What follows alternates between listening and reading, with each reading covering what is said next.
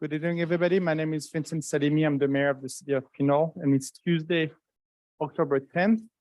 And I'm calling to order the Pinole City Council special meeting. Would you please join me in the Pledge of Allegiance in honor of the U.S. military trip? Thank you.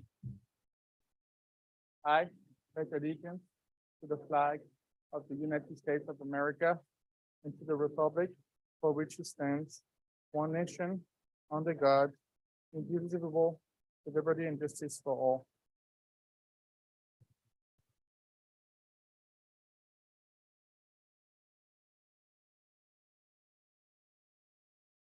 Thank you. We'll then move on to item number 2 on the agenda, which is the land acknowledgement.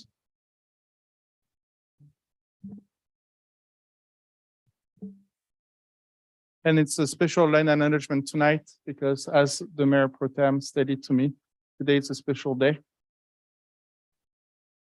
And this land acknowledgement even mean more than any other day, so we will honor. Before we begin, we would like to acknowledge Ohlone people who are the traditional custodian of this land, who pay our respect to the Ohlone elders, past, present, and future, who call this place Ohlone land, the land that Pinole sits upon their home. We are proud to continue the tradition of coming together and growing as a community. We thank the Ohlone community for the stewardship and support, and we look forward to strengthening our ties as we continue our relationship of mutual respect and understanding. Item number 3, roll call, city clerk report and statement of conflict. Madam City Clerk, good evening. How are you? Good evening, Mayor. I'm well, thank you. Mayor Salimi. Here. Mayor Pro Tem Murphy. Here. Councilmember Tave. Here. Councilmember Toms is present. There she is. And Councilmember Martinez Rubin. Hello, here. City Manager Murray. Here. City Attorney Kasher. Here. Mayor and Council, the agenda was posted on October 6th at 12 p.m. with all legally required notices.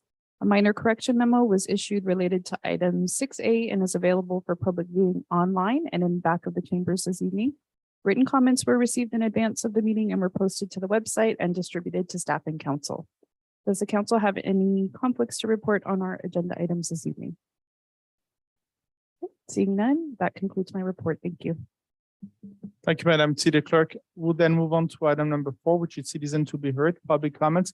Madam City Clerk, would you mind please reading the statement related to the citizen to be heard, and please go ahead.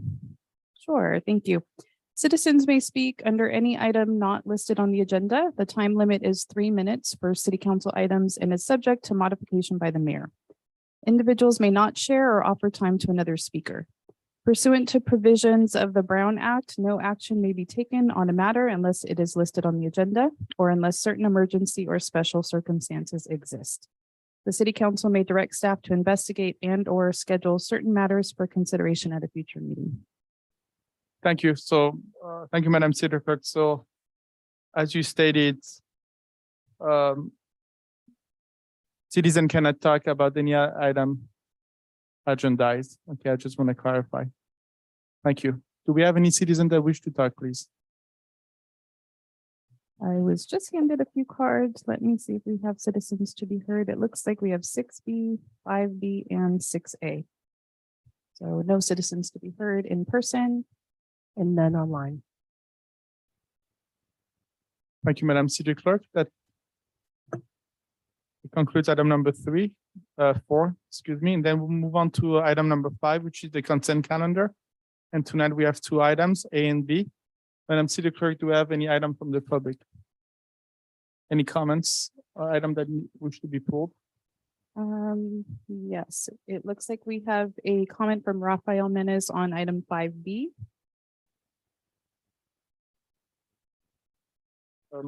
If the council doesn't mind, I will just start with Mr. Menes and then we can move on. Mr. Menes, good evening. Good evening, Mayor, council, staff, and members of the public. I'll be brief on this item because I just have 2 questions about it. First, what is the extent of the traffic light plan to be installed at Marlesta? Is it going to have left-hand turn lanes covering all 4 directions or just the primary up-down path from Appian? Secondly, I note that the total price, including contingency, is $715,891. Is that roughly the price the city would expect to install a traffic light anywhere in the city, for example, at the intersection of Roble and San Pablo? Or is it probable that the price would be greater or less due to various factors? Thank you. Thank you, Mr. Menes. So City Manager Murray. Yeah, if our Public Works Director, Mr. Mishra, is available to respond to those questions, we'd appreciate it. Yes, are you able to hear me? Loud and clear, please go ahead. Okay. So the cost of Appian Way and Marlesta is specific to that location. It would be very similar for other locations as well, but there would be varying costs depending on what other improvements are done in those locations. Currently at Appian Way and Marlesta, we are not building any curb ramps because the curb ramps are existing. So those costs are not included. But if any other intersections where we have to put curb ramps and other structural improvement, so the cost could be higher. But generally, just for the traffic lights, it would be roughly around $500,000, then plus the other improvements that are required at that intersection. I hope that answers the question. Thank you. I think it does. And there was another question about whether there'll be left-hand turn lights, dedicated left-hand turn lights at in any of the 4 directions.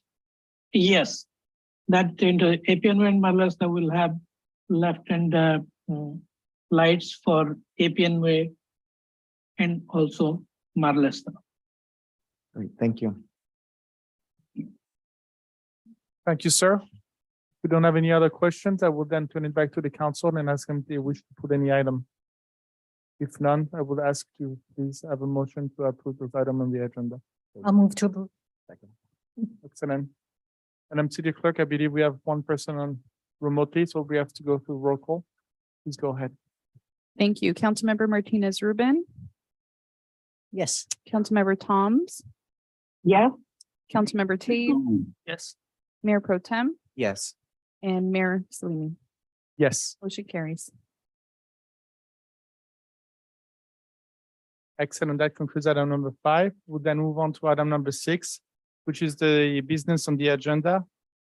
Contracts for fire protection services with Contra Costa County Fire Protection District, including the reopening of Pinole Fire Station 74. And tonight, would the action to be taken will be to adopt a resolution for staff recommendation. And we have our fire chief, Christopher Wancoop. Thank you so much for being here. And I would like to first thank the entire city and the effort that you have been putting into this contract. It's an honor for me to sit as the mayor this year and having to go through this, especially when I lost my father-in-law during the last election.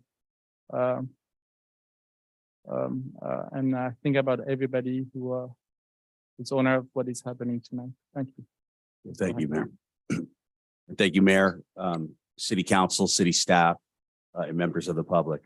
I'm Fire Chief Chris Weincoop, and I'm here tonight to present the final draft of the contract for service with Contra Costa County Fire Protection District, also known as ConFire, through which Pinole Fire Station 74 would be reopened, and more specifically, to seek council approval of the contract and for our respective agencies to move forward with the subsequent County Board of Supervisors approval and LAFCO processes to bring this project to fruition. And I would like to also thank Chief Brochard, who's sitting next to me tonight and was gracious enough to be here tonight from ConFire, and the county negotiation team for their patience and their flexibility throughout this process. I'd like to thank the County Board of Supervisors as well, the labor group, IAFF Local 1230, Adam Stone from the Stone Municipal Group, who prepared the independent fiscal analysis and is here with us virtually tonight to address any final questions related to that document, if there are any. And the city negotiating team and the city management and staff, all of whom have played critical roles in getting us to where we are tonight. Before I go any further, I know that Supervisor John Joya, who's joining us virtually, has asked to make a few remarks, and so I will yield to Supervisor Joya to make his comments. Good evening, Supervisor. Thank you for being with us. Please go ahead. Good evening. Thank you, Chief. And I first wanted to say I'm really here, happy to be here on behalf of the Board of Supervisors. And of course, Pinole is the area that I represent. And so I'm really want to acknowledge all of the hard work that has gone on between County Fire, County Administrator's Office, and City of Pinole, your city manager, Chief Weincoop, who I think deserves special recognition for his leadership here. It's not often that a local fire chief like Chief Weincoop really enters into these types of negotiations, which would result in a new entity to provide fire services under contract with the city. So I just wanted to acknowledge that, and also want to acknowledge Vince Wells of the firefighters, who's also been a strong advocate for many years over efficiency and improvement of fire services. So I just wanted to be here to say the county looks forward to being the City of Pinole's partner in providing these really important fire and medical services. As you have heard and seen in the staff report, the Board of Supervisors did vote to commit to at least 5 years of our funding of $2 million. And I frankly foresee it being longer term than that, but we wanted to align it with your contract, including CPI escalators, not to exceed 4%. So I know that was a concern for the council, and we wanted to be responsive to that. But I really wanted to highlight that this is a partnership. This is about working together. This is about providing fire service in Pinole in a more cost-effective way and a more responsive way. How can one argue with an outcome where in your first couple of years, the cost to provide service to the residents of Pinole and the surrounding areas for 2 fire stations is approximately equal to the cost of the city of Pinole continuing on its own to provide fire service with 1 station. And with the county's contribution of $2 million a year operated by ConFire, as your staff report says, the fire response in the Station 74 area will be improved significantly. 1 minute and 13 seconds for medical calls, which can be life-saving, and 1 minute and 52 seconds faster for fire calls. You also will have access to higher priority to more specialized rescue and firefighting equipment, and a partnership with a large fire agency that better serves the medical and fire needs of the greater Pinole area. So it's not often that these type of agreements happen. And I just wanted to say we continue to stand with Pinole to be a partner and look forward to our fire board meeting tomorrow, where if you move forward tonight, the fire board will vote to move forward and start the LAFCO application process. So I'm here. I can't stay your whole meeting. I have another meeting regarding our health department, but I did want to acknowledge all of your leadership at the council level, and city staff level, and the residents, frankly, who've spoken up about this issue, who understand that getting faster medical and fire response in a more cost-efficient way is the right thing to do for all of us. Thank So you, thanks. Supervisor Joya, for your comments. I really appreciate it. And for many years, Pinole used to have two supervisors for the cost of one, and now we will pretty soon have two fire stations for the cost of one. So thank you for everything you I are think doing. better to have 2 fire stations than 2 supervisors, for sure. Thank you. Yeah. Chief, please go ahead. Just a general comment, but Supervisor Glover obviously supports this as well, but fire stations are more valuable.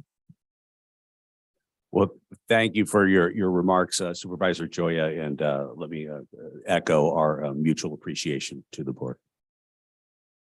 So moving on, what brings us here tonight? City staff recommends that the city council consider adopting a resolution to 1, approve a contract for fire protection services with the Contra Costa County Fire Protection District. 2, authorizing ConFire to submit an application to the Contra Costa Local Agency Formation Commission, or LAFCO, to provide fire protection services in Pinole. And 3, authorizing the city manager to negotiate and execute other related documents necessary to implement the contract for services.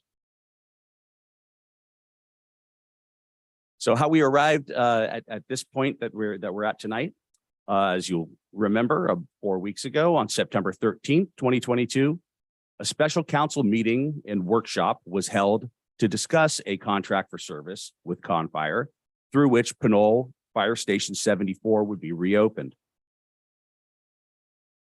At that meeting, the city council received public input and provided direction to city staff to attempt to negotiate a final contract for city council's consideration that included changes to the following topics in the draft contract. Those topics were funding commitment for Measure X funds, development submittal process, transition plan in the event of termination, the city's obligation to pay for a ladder truck due to future development, and the city's financial credit for providing apparatus. So to kind of follow up on those and where those negotiations went, and like all negotiations, there's a little give and take on both sides. The big one that we really needed to address and the critical path here was the funding commitment. So as Supervisor Joya alluded to, during the September 13 council meeting and workshop, County Supervisor Joya spoke on behalf of the county board of supervisors in making what was then a verbal commitment to fund the $2 million plus an annual escalator to be determined from Measure X throughout the term of the contract.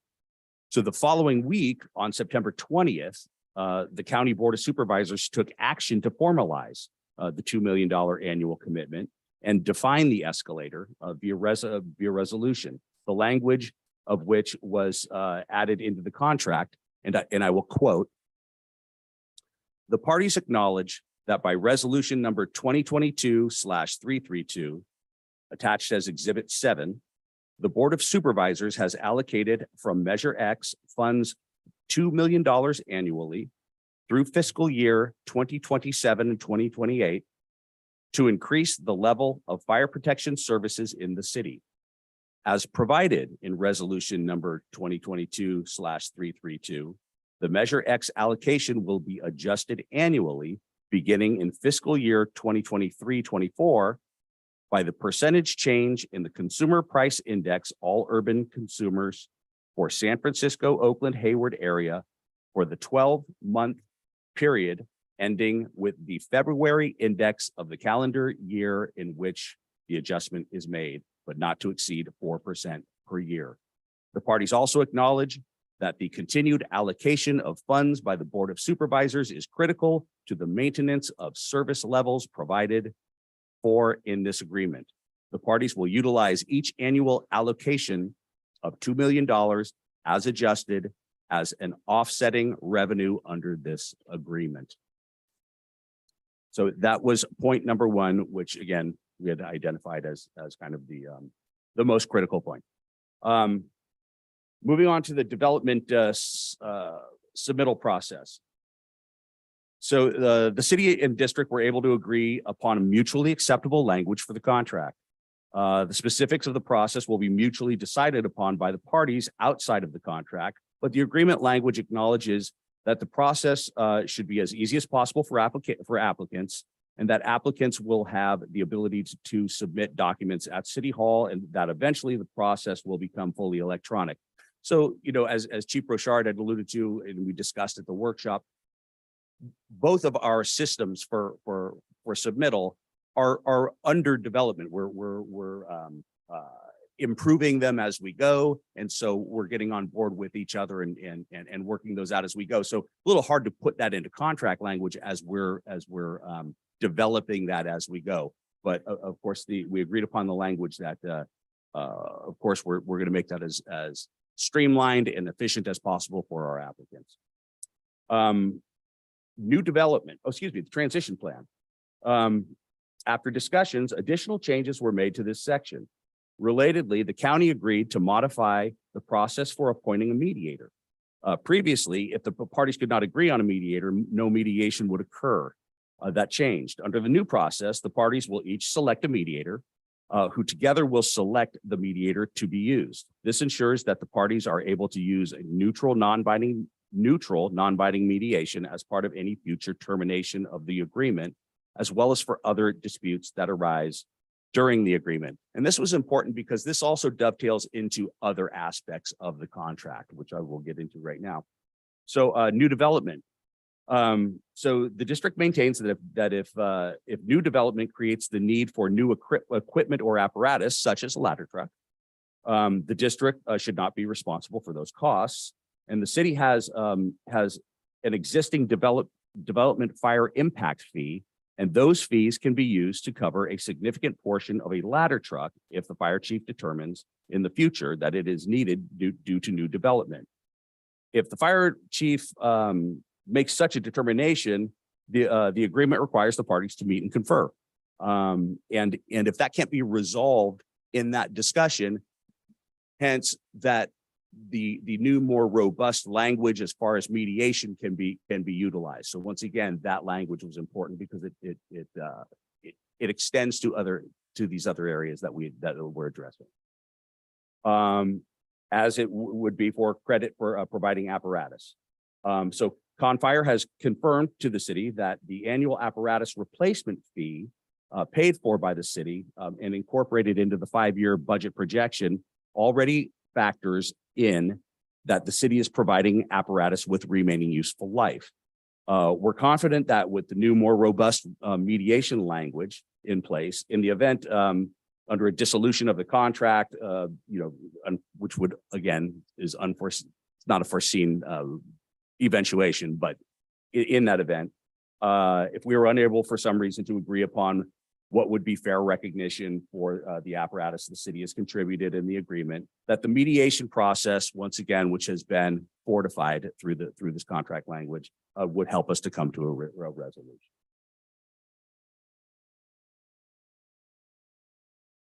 So city staff has worked with Confire staff to create a revised contract that the city staff believes meets the direction that council provided on September 13th to the greatest extent possible.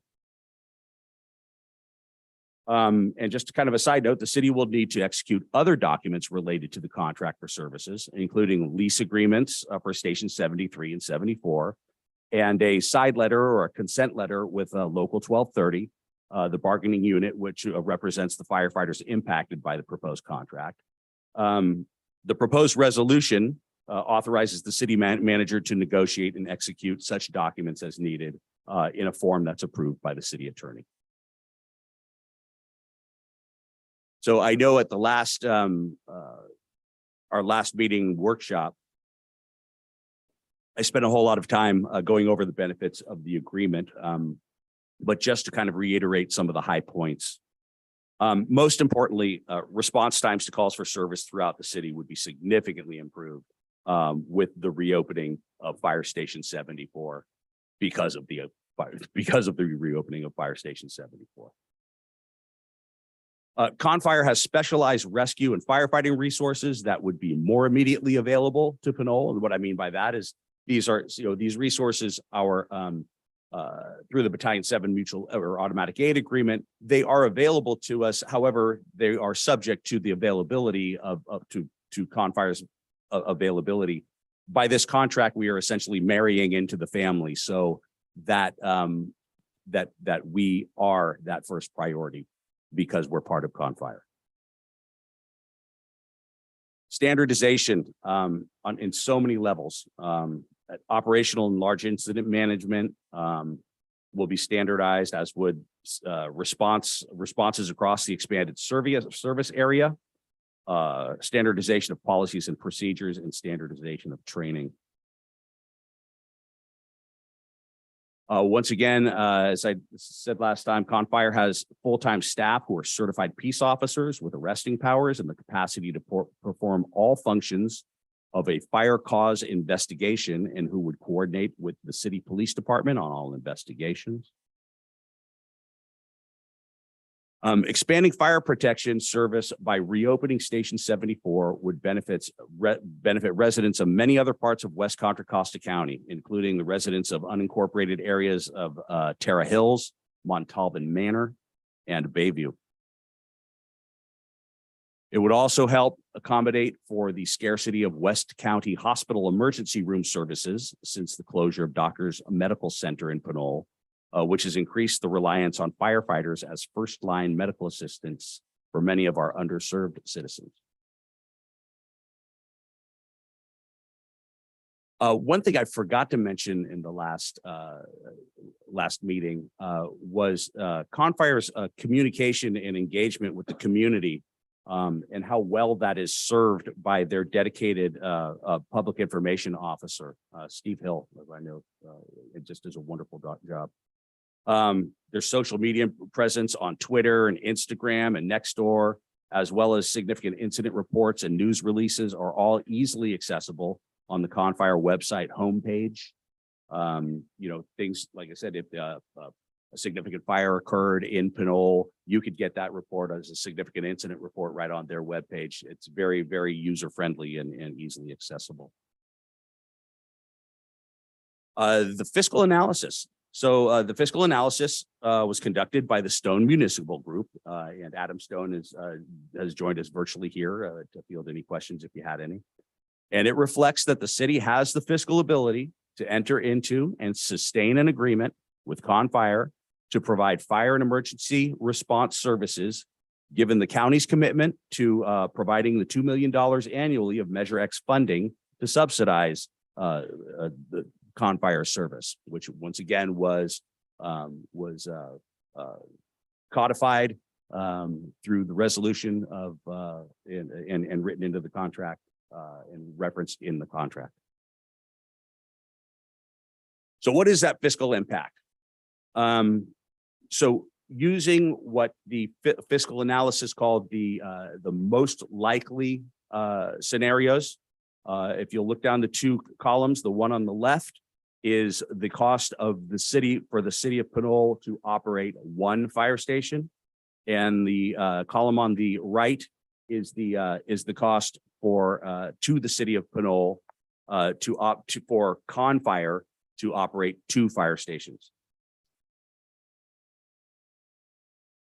Now, a couple of things that I did. Can folks see my cursor? Great. That what are incorporated into those numbers are the city's annual ongoing costs. This $753,000 right here, that's our unfunded liability. That's our building maintenance. That's our insurance. Those are the things that the city is going to continue to have to pay. And I want to stress that this is rolled into the total cost. So it's not the total cost plus that. The total cost is incorporated into what it's going to cost us. So it's all accounted for in there. And you'll see that the delta between the first year costs would be actually about $255,000 less expensive on year one for Pinole to contract with Confire for 2 stations than it would be to have our own single fire station. And extrapolating that over the 7-year future of the contract, it would be, I think that's the delta there is $108,000 less expensive on average year over year. I did want to, there are a couple of things in when you look at the service service plan and the resolution itself. What may look ostensibly like discrepancies, they're actually not. So as you can see here, the way the numbers play out in the most likely scenario would be a little bit less expensive for us to go into this contract. In the resolution, we had the language that said it would be, if I could just quote it, only modestly more. And I wanted to keep that in there because, what if CPI is 2% versus 2.3%? You know what I'm saying? So I want to just account for that. There certainly could be some variance, but these are the numbers that play out are that they're actually going to be slightly less expensive, but it could be more if CPI, like I said, is 2% instead of 2.3%, which is what it's projected to be. But if it is any more, it would only be modestly more. So that's why I wanted to have that language in there. So now if you look at it year over year, you'll see that these same numbers, this 6107 versus 6363, mirror those, right? 6107 versus 6363, easy for me to say. So that's the year one. And then if you add up years 1 through 7 and divide that by 7, and then you add up the scenario 2, which is the contract with Confire, if you add up these 7 years and then divide by 7, you get that average difference of $108,000 less expensive over the course of the 7 years, which is how we got this number here, expected cost 7-year plan average. And our finance director, Director Guillory, actually did, just for reference purposes, did put in a scenario 1B, which is what it would cost the city to operate both Station 73 and Station 74 with its own resources. It's not a feasible option, but it just because the question can come up, what would that have cost? So the next steps, if council adopts tonight's resolution, the next steps will occur according to the following estimated timeline. Confire will seek approval from the County Board of Supervisors to submit an application to LAFCO to provide fire services in the city of Pinole to include the reopening of Station 74 at tomorrow's Board of Supervisors meeting. It's tomorrow morning, I believe, at 9 o'clock. Excuse me, fire district meeting at 1 o'clock. The next thing that would happen is that after that's submitted, LAFCO will consider the contract for service application at its regularly scheduled meeting on November 9th. And upon LAFCO approval, the city will commence the physical preparation of Station 74 for full functionality as an operational fire station. Assuming the above milestones are met, operational implementation of the contract whereby Confire will provide fire and emergency services to the city of Pinole to include the reopening of Station 74 is anticipated for late winter, early spring, which we're calling March or April of 2023. Real quick, just another one of those in the service plan. It says March 1st. And again, there's a little bit of wiggle room that we may need another month or something like that. So I just wanted to point out those discrepancies. We're aware of them, and they're there on purpose. We just want to we need to give a date, but it'll be March or April. We're pretty confident that'll be one of those months. So closing remarks. City staff believes that based on the fiscal analysis, the Station 74 reopening impact analysis, which we saw in last month's workshop, and the county's commitment in a contract for service to provide $2 million per year plus an annual escalator of Measure X funds to subsidize the arrangement, it would be beneficial for the city to agree to the financial draft contract. It would be beneficial for the city to agree to the final draft contract presented. And moreover, as the fire chief, it is my belief that the proposed contract between the city and Con Fire for fire protection services, including the reopening of Pinole Fire Station 74, provides the highest level of fire and emergency services protection for the citizens of Pinole, achievable within the city's budgetary constraints. And that concludes my presentation. Thank you, Chief. Excellent presentation. And as you stated, it's a team effort. It was everybody together, all the council members, all the city staff, the county, we all work together to make that happen. Thank you again, and this is great. By all means, and I had said this in another update, one of the updates. In all my years of public service, I've never seen a more universally supported project. Once again, among city staff, county staff, fire administrations of both entities, city management, county board of supervisors, the labor group, and the citizen, and city council, and the labor group, and the citizens. I've never seen something as universally supported as I have this project. That is great. I'm glad to hear that. Before I move on to questions, would you mind going back to the slide with the direction that you would like the city council to take tonight?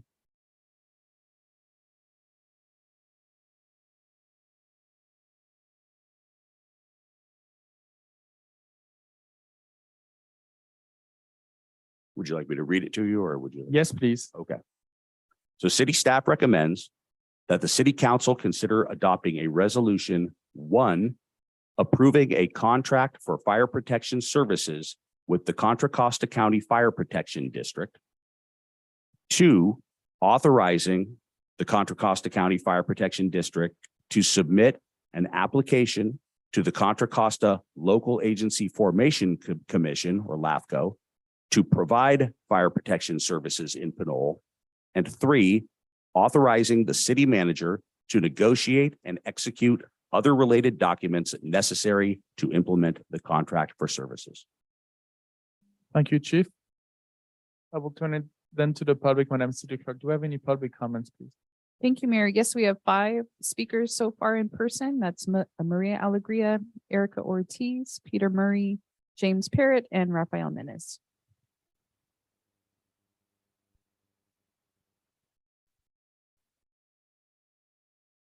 Alegria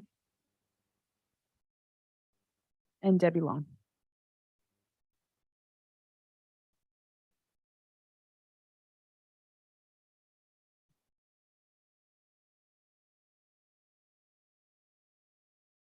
Good evening, ma'am. How are you?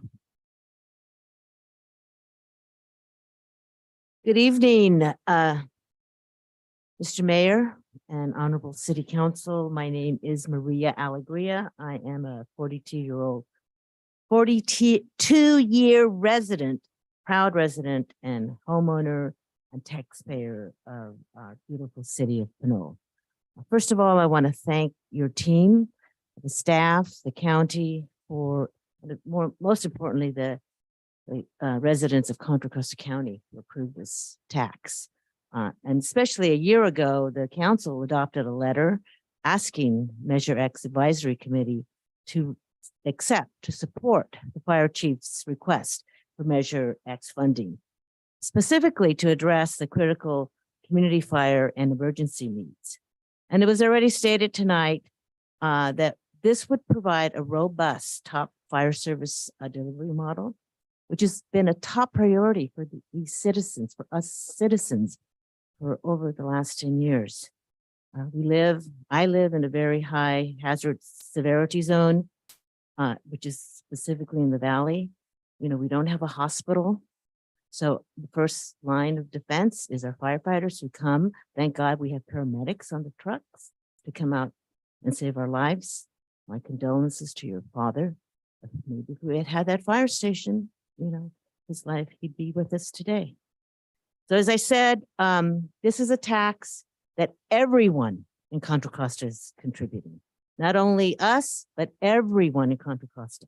So for me, the taxpayers of Contra Costa County stood with Pinole because they knew that we needed to have this fire station open. And many of us here lobbied that advisory committee. We lobbied the Board of Supervisors because we knew how important it is to fund Station 74. And specifically, our ask was, we have asked our citizens with Measure S in 2006 and Measure S in 2014 to help fund, to support a sales tax that would fund essential services, including our fire services. So our citizens know how important this fire station is. But unfortunately, we have not had the political will or vision of a previous council to work toward a commitment to open and sustain Station 74.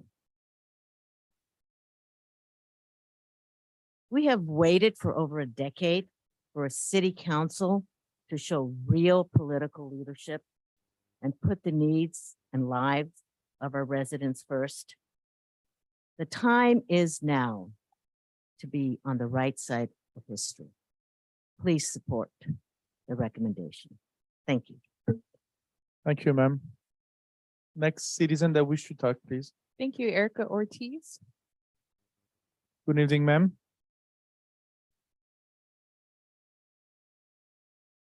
Well, thank you for everybody for being here. This is my first time and I hope I'm gonna try to do it the best for the fire department here. My name is Erica Ortiz and I live on Pinole Valley Road for 9 years. And I have 2 daughters and a husband. And we've been resident of Pinole for 17 years. Unfortunately, on July the 5th, around 6:30, my oldest daughter was walking with a friend and she got struck by a car. And she was airlifted to the hospital. Later, I learned the following: the fire station 74, it is closed for almost 10 years. And the fire station 73 was the only one remaining station open in Pinole at the time of my daughter's accident. This station was in another call, and the station 76 from Hercules was the first one on the scene, which took about like 15 to 20 minutes to arrive. The second engine to help out was 75 from Rodeo. That's the same time, 15 to 20 minutes. If the station 74 was open up, it could be like 2 minutes, only 2 minutes to get to the place where that accident happened. And I really, really appreciated you guys take the minute to listen to the guys because they're the only ones who can help all the residents of Pinole. And I'm here to say that please take the time to consider them for all the hard work and then they make to make all the residents safety. Thank you. Thank you, Ms. Ortiz. I know how difficult it is to speak in front of the public, speak about something so emotional, and I really appreciate what you just said. Thank you.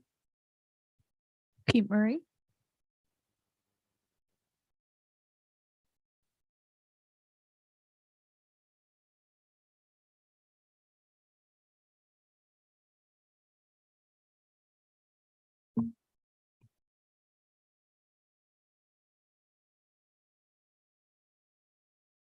Good evening, Mr. Mayor, council members, staff. Thank you for allowing me to speak tonight on this. I feel more comfortable after this presentation by the chief, which was more elaborate than the past communications we received regarding, the fire service and Station 74. You know, the job is to think about, the job is to think about, all of the nuances of a project like this. And again, the devil is in the details, and that's, where I was concerned. And I mentioned it at the last meeting, that I do feel that particularly administratively, we're going to get much better service, here in the city of Pinole, from this. But all emanates from Measure X, that the taxpayers went to bat and agreed to pay that extra tax in order to allow something like this to happen, particularly for communities like ours that are small and are on extremely tight budgets.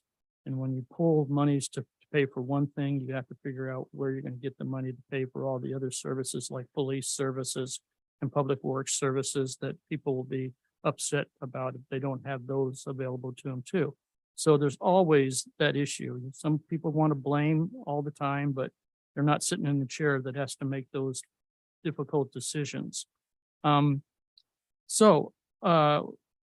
What I'm looking at here is a 5-year budget with $2 million of Measure X funds for 5 years, 5 years only. And at the same time, we have to turn over our city's department equipment and employees to Confire as part of the proposal. That's about $5 million worth of equipment, roughly, if we talk about an engine and all of that. Depreciation, of course, will probably factor into that, but that's the whole point too. So we're putting those funds into it as well.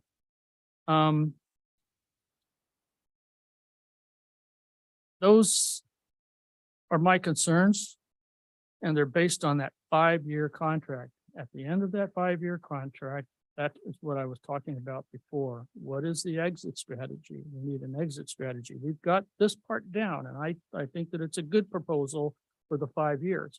But at the 5-year interval, we're left holding the bag if the county doesn't come through with this. Now, I talked to our supervisor, and I talked about the extension of this. Please go ahead. I'll give you 30 seconds to finish. And I could not get a commitment one way or another that I felt comfortable that it was even going to be thought about. So that's when I put the brakes on for myself. Again, as I said, the devil's in the details. What I would like to hear tonight is the city manager explain to us at the end of 5 years, what's our transition plan? How will we be going about this? So that we're not left in the lurch with the inability to pay for this, because we won't have the $2 million.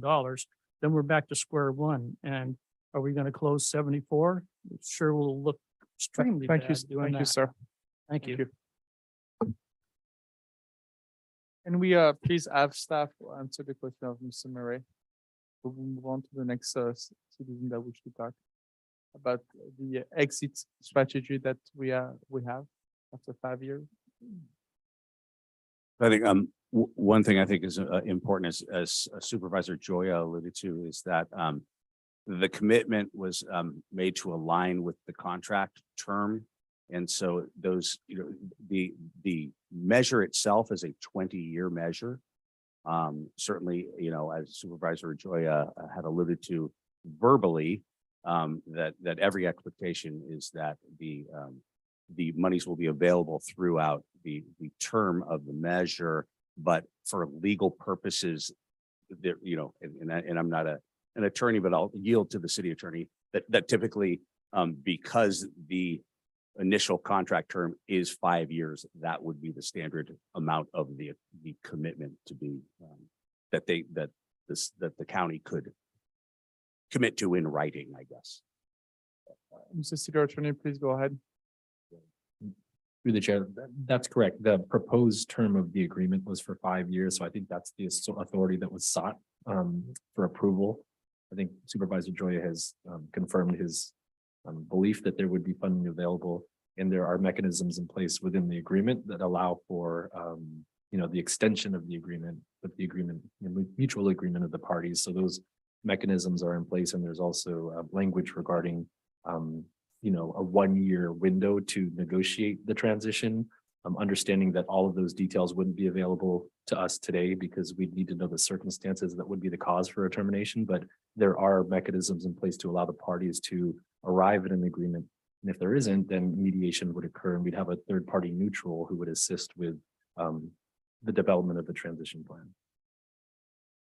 Thank you. So anybody else would like to add anything on the city staff? Besides what I said, your time is up, and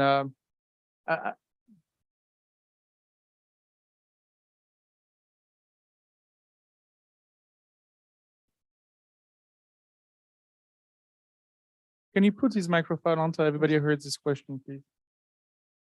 Go ahead. Okay, I'm getting a little disturbed, but my question was that the city manager comment on this and explain how we're going to solve this, because we don't want to go back to square one. Firefighters don't want to, on fire doesn't want to.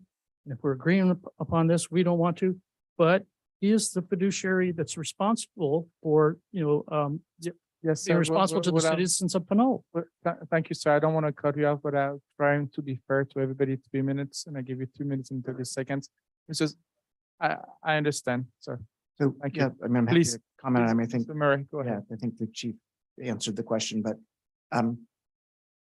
the agreement before the city council tonight includes essentially 5 years of guaranteed funding by the county board of supervisors.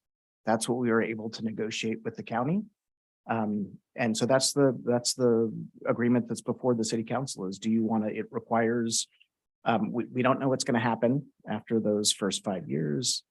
Supervisor Joya has expressed his vision that this arrangement might last longer than 5 years, but there's no guarantee of that. And so we'll all need to be going into this decision with eyes wide open about the possibility that after the end of 5 years, we might not continue to get the $2 million of Measure X, and then it would not be financially feasible for the city unless there was some other form of new revenue to continue to operate both fire stations. So the question is, I wouldn't characterize it as being left in the lurch, because we would just be back to our current situation, which I don't consider to be the lurch, which is we have enough local funding for one fire station. So the question is, do you want to enter a contract that allows us to have two operational fire stations for at least 5 years at about the same cost that we have this year, knowing that at the end of 5 years, that outside funding might end and we might have to revert to one fire station? Or do you not want to proceed down that path? And that's a question about your sense of the value of having 2 fire stations for at least 5 years. And there's no promises. Again, I don't think we're left in the lurch. If at the end of 5 years, we don't have additional outside funding, we revert back to our current situation. And I think the contract and Confire in the city have identified a transition planning process that would get us back to one operational fire station if the 5 years of funding didn't continue. Thank you. Thank you, Mr. Murray. Thank you, Mr. Murray, for your questions. And I don't set the rules, to set the rules at 3 minutes, and I give you 3 minutes and 30 seconds, and I appreciate everybody's patience and understanding. Thank you, Madam City Clerk. Mr. Mayor, I might add though Yes, that please go ahead. that contract term is a fairly standard contract term. For instance, like we modeled most of our language over to Alameda County's contracts. So there's no contracts that are like 20-year contracts in Alameda County. They are renewable 5-year terms. So I also did want to add that that's not an unusually short. It's pretty much a standard contract term, and that's pretty much the city situation for any city that goes into a contract with the district. Thank you. That's standard. It's what other cities do, usually 5 years. Okay, thank you. Madam City Clerk, please, do we have any other citizens that we could talk in first? We do, thank you. So James Parrott, followed by Rafael Menez, Vince Wells, and then Debbie Long. Good evening, Mayor, City Council. Good evening, sir. Jim Parrott, a longtime Pinole resident, and I was a very proud chief officer with Pinole Fire Department for 20 years. Good questions out here tonight. This is something that we had visited at least half a dozen times with 4 or 5 different agencies in my long ago tenure. And part of me will have a little bit of sentimentality if this goes forward and passes the baton to Confire.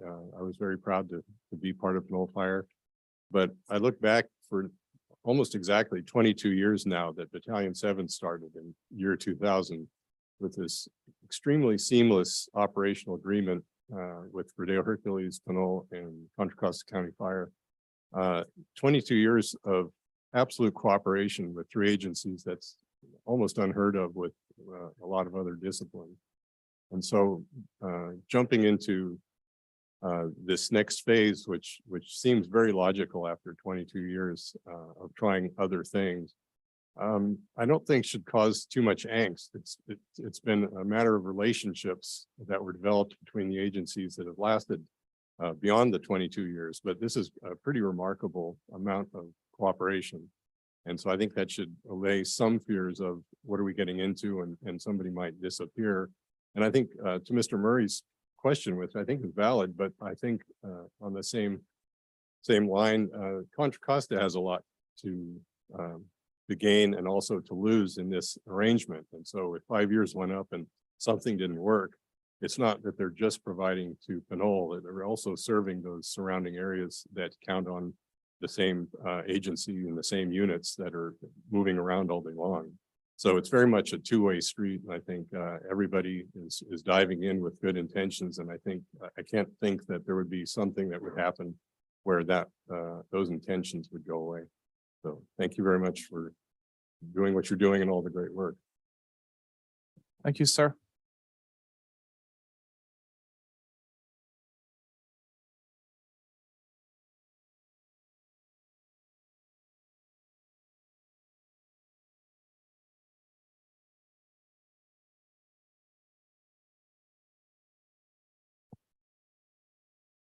Oh, greetings again. I'm glad to be here at finally the final consideration by Pinole City Council of this contract. There have been quite a few meetings over the years discussing the various elements involved in this. But I think the core thing that we need to consider is that this contract would let Pinole have roughly double the raw fire coverage that we have now, twice as many units, twice as many teams on those units, in addition to the additional raw services, equipment access, logistics, fire inspections, and public outreach, as Chief Weinkoop detailed in tonight's presentation, at, or at the very least, the first several years, less than we're paying for right now for one station. I think it would be a significant benefit to the city, and I think the city should adopt the final contract as before it tonight. I'd also like to echo Ms. Alegria's comments, thanking the voters of Contra Costa County for approving Measure X, without which this wouldn't be possible. There are, however, a few questions that I have with regards to some of the details of this proposal. Nothing critical, but I guess there's also one point that I should make before I get to the questions. And that is that one of the benefits of this contract is not just do we have improved prevention services, but we also have improved guarantee of suppression, because we have a guaranteed, and this was modified from the draft proposal, at least 2 fire engines in Pinole year-round, staffed by a team of at least 3 firefighters. So there's not a worry of being reduced to 2 firefighters and not having sufficient firefighter for suppression. And that's another reason to support this. So my inquiries are,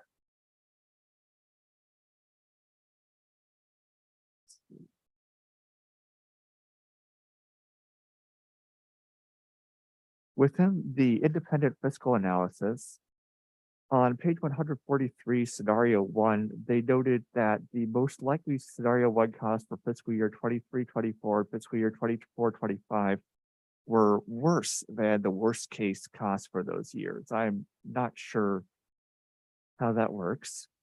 I'm also not sure whether the unfunded account liability that they're tacking on to the adjusted funds on 152 is also accounting for the unpaid retiree healthcare costs, which I know are listed in a later table but it doesn't seem like they're necessarily accounted for in the subtable on 152. Thank you.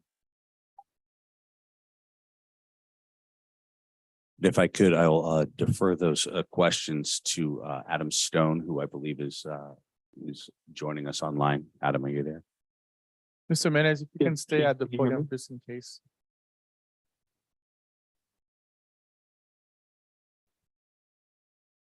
Good evening, Adam. Mr. Menez had two questions for you, please. Mr. Menez, please reset your first question so that Mr. Stone get to hear, Adam get to hear it. It was related to a page 123 scenario for fiscal year 23, 24. 143, I think, actually. It was scenario one, the most likely scenario one cost for fiscal year 23-24 and fiscal year 24-25 seemed like they were a higher value, AKA worse than the worst case cost for those years. So that was the first question. And then the second question was whether the table on page 152 accounted for not just the PERS retirement costs, but also the medical costs that were listed on page 153. Thank you. Yeah, I can speak to the first one pretty easily, but each one of the budget projections had a variety of different assumptions and growth rates. So what I believe may be causing the slight difference in these first 2 years is just inflationary differences between the most likely and the worst case. And as each of the major different classifications have different assumptions over the years. So I may have to provide you with a breakdown of that as a follow-up that provides line by line detail. And then with regards to the second question, the UAL remaining liability is actually the same assumption in all scenarios, and it is detailed in the additional information at the end of the report, and should be the same forecast for all scenarios across scenario 1 and 2. The only primary difference being the allocation. I guess if I could clarify my first question a bit more. So for example, on page 143 for the FY 23-24 forecast, it says the most likely cost in scenario 1 is 6,363,316. And the worst case cost is 6,314,987. Now, if the most likely cost is greater than the worst case cost, shouldn't the worst case cost be at the very least equal to the most likely value? And the same, similar for 24-25. After that, you've got worst case costs that are higher than the most likely. Yeah, I think that's reasonable. I think we'd have to look to see what the specific assumption differences are. But to your point, what I would point to is that when we look out over time, I think you see that trend line being more representative of the kind of compounded benefits of each. But happy to provide the detail on all of those if needed. Perfect. We can have city staff to follow up with the question of Mr. Menez, if it's possible. That question, and I believe question number 2 was answered. No, question number 2 wasn't answered. What was question number 2, Mr. Menez? Can you please restate it? It was related to the Question unfunded number liability. 2 was whether 152.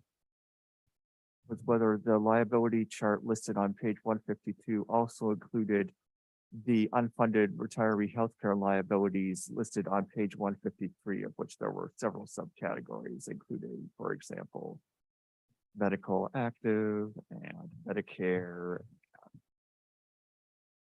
dental, probably. I think Director Guillory is online and ready to answer that Yes. question.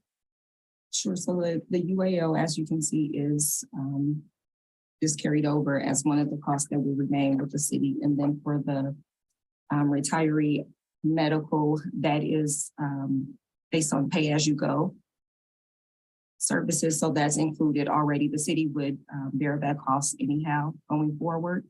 So it's not broken out here. it's on a pay-as-you-go basis and lumped in with the other active retiree medical for the other retirees outside of the fire department. So that's why it's not broken out here and shown as a separate cost. Okay, so it's still continued within the, Thank you, Mr. Menez. I would just Yes. Have staff follow up with you if you need additional questions and answers. Would you like to move on to the next citizen that we should talk, please? Thank you, sir. Okay, Vince Wells, followed by Debbie Long.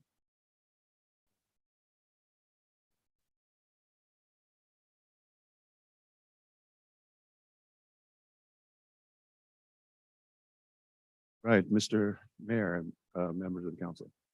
I'm Rise, obviously, as the president of Firefighters Local 1230 and been a specific representative of this jurisdiction since 2008, along with my deceased Vice President, Rich Voicey, who was a fire captain here in Pinole.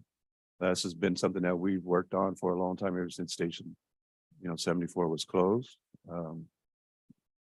We worked hard to get this station reopened. So I want to thank both fire chiefs of both agencies, the city council, city management, the board of supervisors, and our county CAO for all the effort that everybody put in to getting this contract before you. I think it's a good contract. I don't think there should be any expectation anybody's trying to pull the rug in 5 years from now. We all know everybody that's in the business and that's put all the time, especially the fire chiefs and the members that are sitting in the back over here. We know the benefits that this is going to provide to the community and as well as the well-being of the firefighters who serve here. There would be no reason to support going away from a model like this. This is a significant move forward. So I would hope that you've heard the terms of the contract. I worked closely with the Board of Supervisors and a lot of people on the Measure X funding. And I can assure you there are a lot of other fire advantages that have been given from Measure X, close to $28 million. So the expectation of the county deciding to withdraw the $2 million after 5 years, I don't think that's realistic. I know there's been a lot of other major moves that the city council's made financially, that this one, taking this risk and the value that it brings to the community is well worth it. So thank you for your time. Thank you, sir. Debbie Long.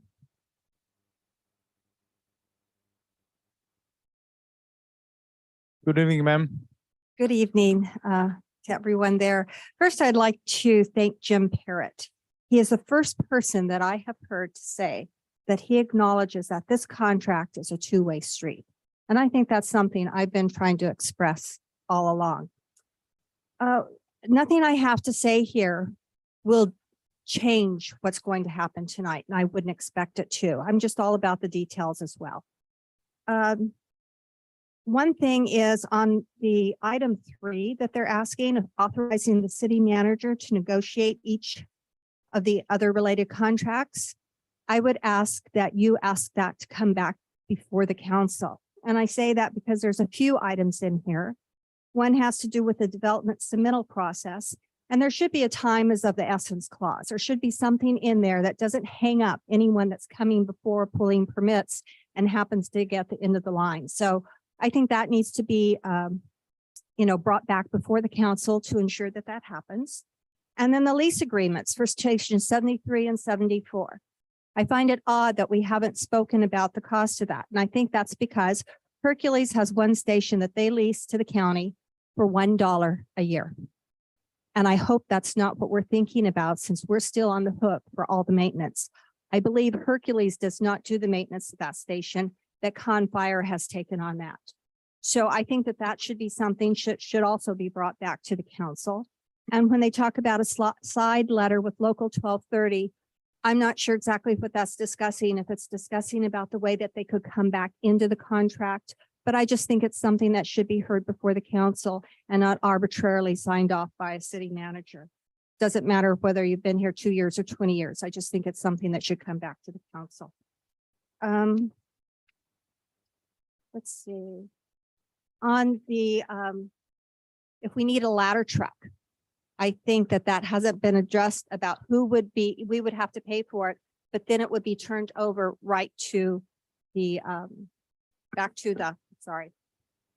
Con Fire. So I think that there needs to be more discussion about other things. I think we need a full breakdown of all the additional administration costs proportionate to even a battalion chief or assistant chief, even if that's after the fact with this contract. I would just like to see all of that data that went with that.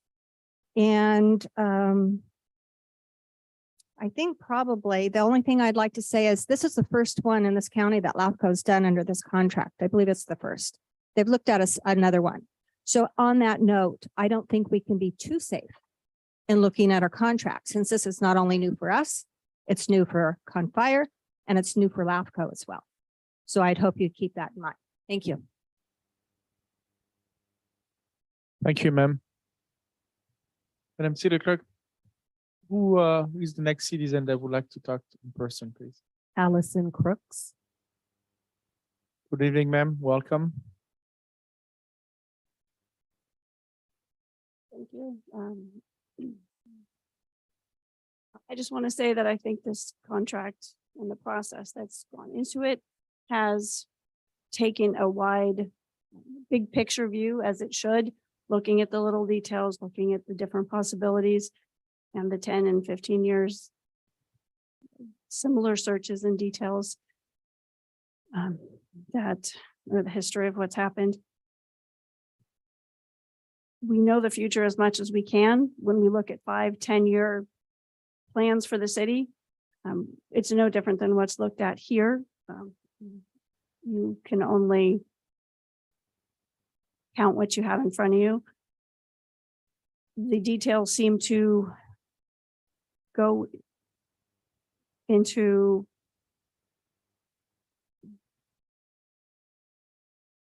the additional information needed, or at least lead to what would happen should worst case scenario come up and the contract is not renewed or changed in 5+ years. The mediation agreement piece, the additional time, the expectation of if we're giving equipment along with the signing of the service agreement, why wouldn't they give it back? There's so many reasons why it seems like it will work out, and there's possible benefits to the city regardless of if it's not renewed in 5 years. So the extra worry, yes, I get you want to look at those details, but the focusing on the what if small percentages as a reason not to approve it is, I think, unreasonable and not desirable. The 5 years or 8 years that we had 74, no one says, oh, well, we had to shut it down, so we shouldn't have ever opened it to begin with. We value those 8 years that we had, and we would value the 5 years that we get from signing this now, if for some reason it comes back to Pinole in 5+ years. How many accidents, medical calls, lives saved, fires, houses saved would be benefited over those 5 years if we just take that into account instead of just worry, well, what if? I don't want to be on the council when they have to come back and say you shut it down again. We need to look at continue to look at the big picture and see that the details are there. The steps have been taken. No one's ever worked this well together in my 50 years living in the city. So I recommend signing this agreement. And I'd say the only thing that I've seen of negative about it is that we would not retain Chief Weincoop when we go over to Con Fire. Thank you.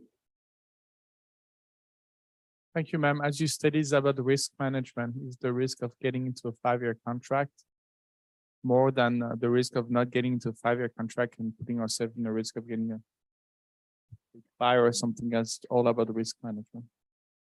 Thank you. Next citizen that would like to talk, and again, we'll be sorry to not have you anymore, Chief Wangkup. You're such a great person and contribution to the city. Thank you. Oh, thank you. It's been an honor to serve here for the last 5 years. We have Irma Report online. Good evening, Ms. Rupert. How are you? Please address all the comments directly to me.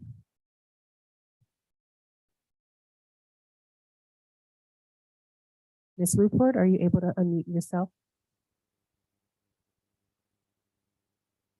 Can you hear us? Sometimes we see Irma is David talking, sometimes it's David is Irma talking, so we don't know if it's mute, yeah. We can go back to Ms. Report and move on to Marisol Medina. Good evening. This is Marisol Medina. First evening, time listening and first time speaking into this council. So thank you everybody for discussing the hopefully reopening of Station 74. I just want to let you know that while looking for a home to purchase, I went through different neighborhoods, different cities, and there were two reasons why I came to Pinole. One, as I was scoping the neighborhoods and driving at different times of the day as they recommend, I saw a beautiful diversity in people walking in the evenings, etc. The second reason was because there was a fire station near my home. I live in the valley, of Pinole Valley Road. And that brought us, my family, a sense of security that we could purchase a home, knowingly that we had a huge park in front of us, a beautiful view of a park in front of us, which we know is easily highly flammable. Having these, we were very discouraged and very disappointed that after purchasing the home, the station closed. I hope that you guys make the choice to reopen it. I am also a healthcare provider, and I was working in North Bay when we had the big fires in the Santa Rosa area. I was not in Santa Rosa, but we got a lot of the patients from the hospital that needed to be evacuated. And I had to work along with staff members that had their houses actively burning while they came to our hospital so they can take care of those patients that had been mobilized. That made me realize how quickly a fire can go through a mile. We also had a report saying that we only have 2 exits or emergency escapes from the area I lived. One is going towards Highway 80. The other one is towards Castro Ranch Road. If we don't have the enough people power, the engines, and the availability of the firefighter, a small fire will be big. Also, as a healthcare provider, I know that every minute, every second counts. So every time I hear the fire department or sirens down my street, I am absolutely glad that that is happening. But I also wonder if they could have been done faster. So I just want to urge you to really consider this proposal. Nothing is guaranteed in this life. Yes, there may be details that might be nice to review, but as a whole, it sounds like this proposal will be a win-win scenario for the next 5 years, if not longer than that. So I will urge you at the of Pinole that you will consider and you will approve this. Thank you. Thank you, ma'am. Thank you very much for your comments. Well said.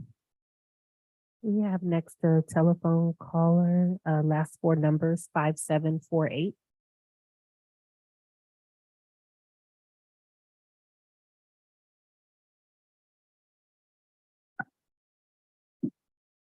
Hello, can you hear me? Yes, go ahead. Yes, my name is Anthony, and I'm a longtime tax-paying resident, over 40 years out in Pinole Valley. And I've witnessed and seen several incidences, actually fires on 3 or 4, 5 occasions out in the valley where it took them extra time to get service out to these homes, so the damages were increased, if not doubled. And we don't want that with wildfires out in the canyon or dead, dry trees and so on that aren't maintained. But the 2 questions I wanted interrelated to ask is, can we get some clarification on the allocation of costing and budgeting with the distribution of costs, and who's going to be responsible for things like what we've done in the past or currently versus the future with this $2 million funding station opening, with directly regarded to services such as Highway 80 fires, several fires off of Highway 80 have been serviced by Pinole Fire Department over the past few years, and currently seems to be more with wildfires.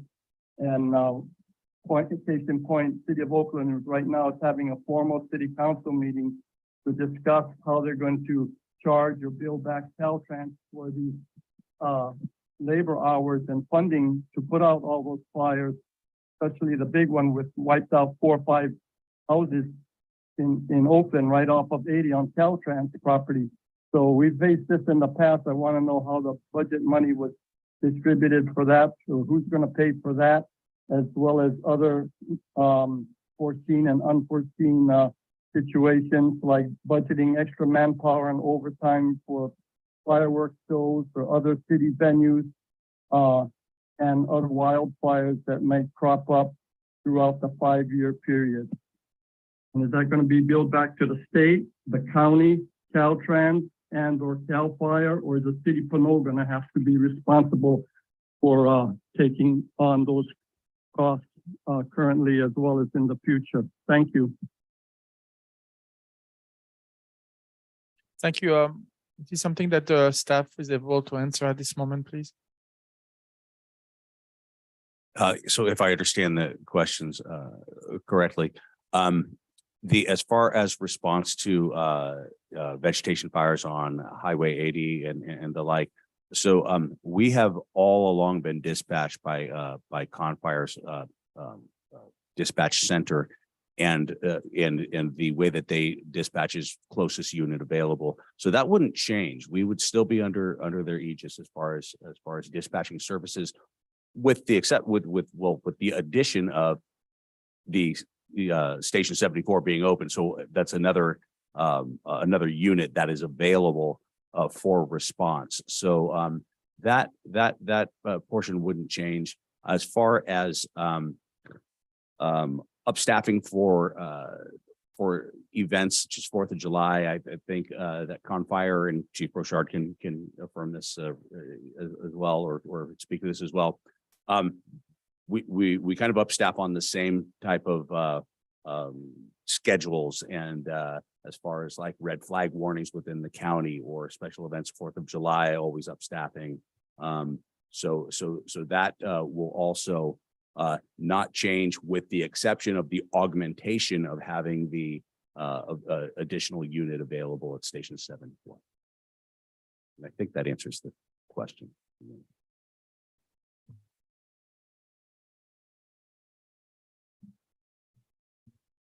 My mic to work. Part of that question, I think, had to do with reimbursement for responding to accidents on I-80, which I think that we're already doing that through our one of the captains. The insurance requests. So that is a program that is in its infancy. I don't believe at this time that the district has a reimbursement program. But this being as early on as it is in our attempts to capture those funds. There wouldn't be a material difference because it's not like we have a long history of having captured those types of funds. So I wouldn't see a material difference right now. Thank you. Councilmember Thompson, anything else? No, thank you. Thank you, Chief. Let's go back to Ms. Report, if she's ready, please.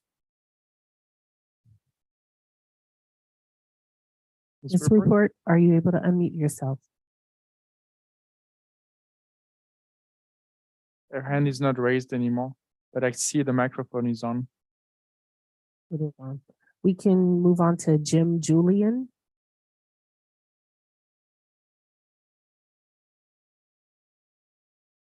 Good evening, everyone. Thank you very much for having me. Mayor, City Council, I believe this proposal put before us is of the utmost importance for public safety. I think this is almost too simple a decision. And honestly, it comes down to common sense of doing what's right for all the citizens of Pinole, cutting response times in half, putting more men and women on the front lines to help us when we need them the most is paramount to what I believe is one of the most underlying foundations of what builds a good community. And a good community revolves around having the men and women available to help you when you need it. And that just goes for the fire department, but it goes for our other public services, our police department. But the matter at hand right now is getting Station 74 reopened. And I would encourage this to be a unanimous decision from all members on the board tonight, because there's just nothing greater that we need more right now in this city. So thank you very much. And Chief, thank you for your service during this transition. Thank you very much.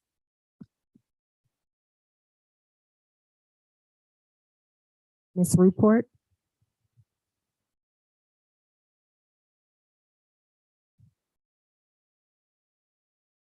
So unfortunately, we're not getting audio. Ms. Rupert, if you'd like to submit written comment, we can always make sure that gets distributed out to the council and staff. Thank you. Mayor, I think that concludes our Public comments? public comment. Yes, no more public comments. Okay, do we also have a phone number where people can call? Yes, that What's that phone number, please? Gonna give an extra minute for anybody who wants to make a phone call because their audio does not work, that they get to speak, please. Sure, I'm happy to We have provide been that. waiting for 14 years. We can wait another minute. So the phone numbers to call in to the Zoom meeting are all listed on the front page of the agenda, which is online, but I can also announce it here. It's 1-669-900-6833. So again, 669-900-6833. And then you'll be prompted to put in a webinar ID, and I can provide that. It's 893-3500-0272. And I'll read that one more time. So it's 893-3500-0272. And Mayor, while we wait, we do have one more in-person public comment. Excellent. Good evening, sir. Stephen Dorsey.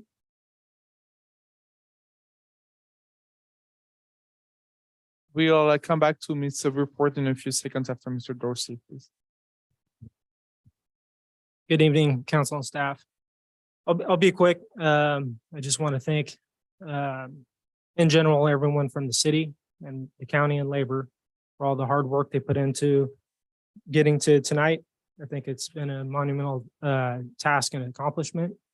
I'm excited to see, hopefully, improved services return to this community. It's well deserved for the citizens and the firefighters in the surrounding areas. I know there's concerns of what happens in 5 years at the end of this contract. I think I'd like to echo what President Lance Wells said. This is a partnership. I think this is for the long haul. But one thing to consider with those fears, that the city has been underserved for over a decade. With the closure of Station 74. We heard tonight from one resident where our engine was on a call. We're a busy engine company, one of the busiest out here in West County. So they can't be in two places at one time. Multiple calls happen in the city, and we have to wait for longer responses from further away resources. Those are just examples of what happens. And I can tell you almost on a daily basis, if not multiple times a day. So this is a much needed, it's a no-brainer. It's a much needed and welcomed solution, and look forward to seeing it being implemented. Thank you very much. Thank you, sir. Report.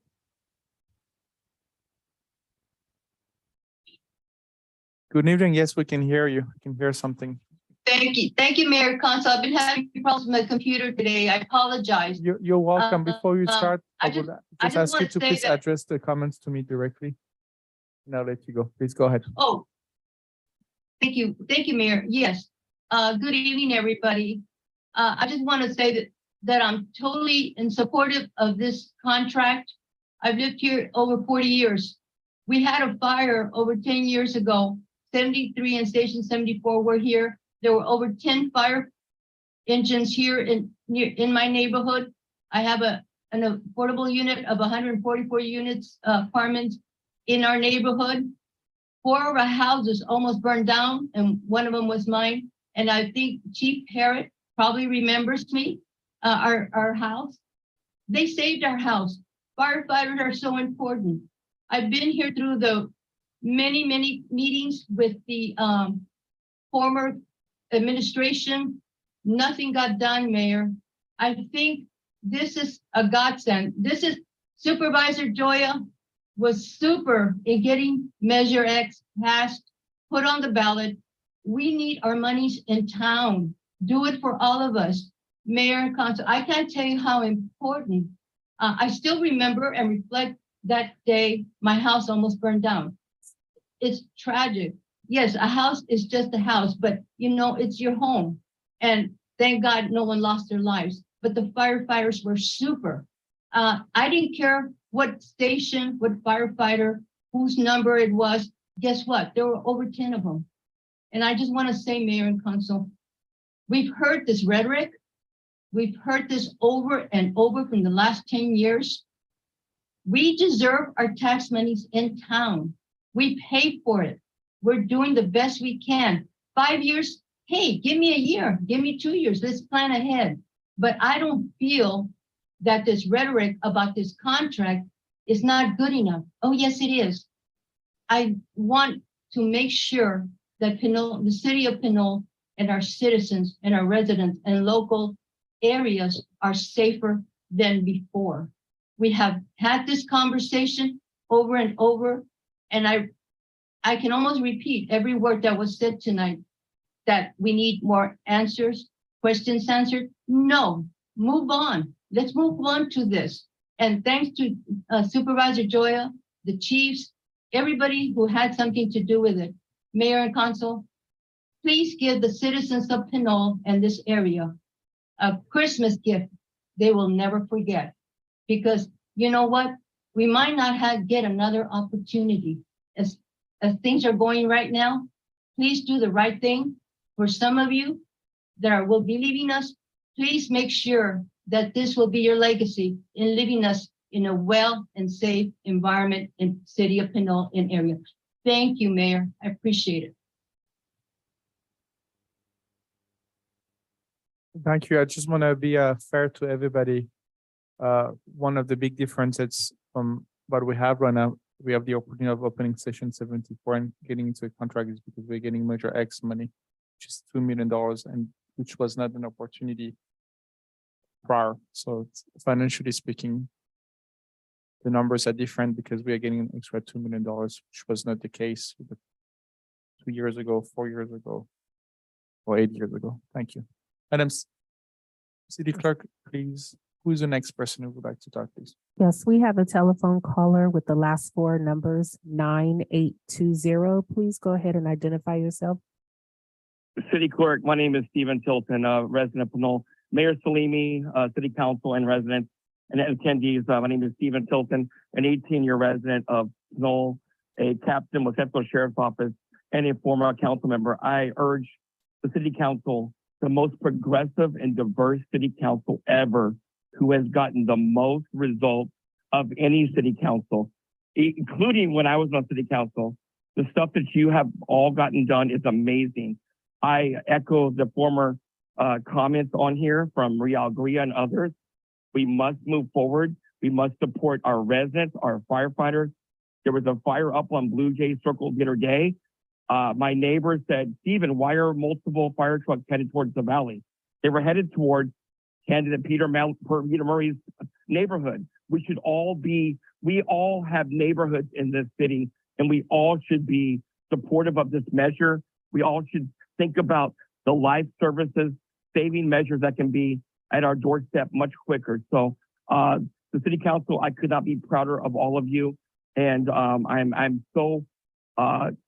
just thinking of my friend Rich Boise and Vince Wells. Thank you for carrying on, even in retirement, supporting your firefighters and being here and supporting Pinole. And I encourage all of you to vote for this measure. Thank you. Thank you, sir. Christy Lamb Julian.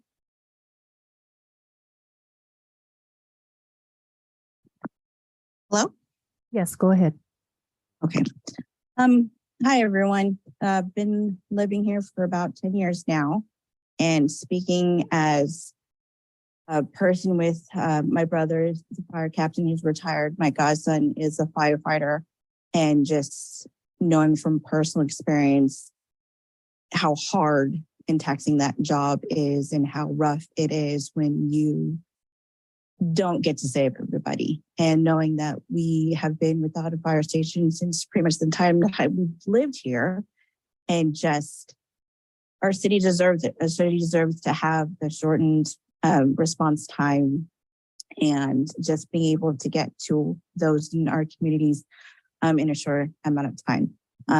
Thank you, Chief Wincoop. I was at the workshop and you did a fabulous job with the presentation. And again, tonight, again, with the data and showing to the community what it looks like and what it can be, and just to lift up what everyone has said, that everyone has worked so well together to put this contract together to make Pinole better. And everyone was saying how our fire station is super busy, and it's just, these are lives on the line. These missed, whenever we miss a call or what have you. And I would just encourage City Council to please vote yes on this contract, because the city deserves it, the community deserves it, and it just seems like the best thing that we could possibly do. Thanks.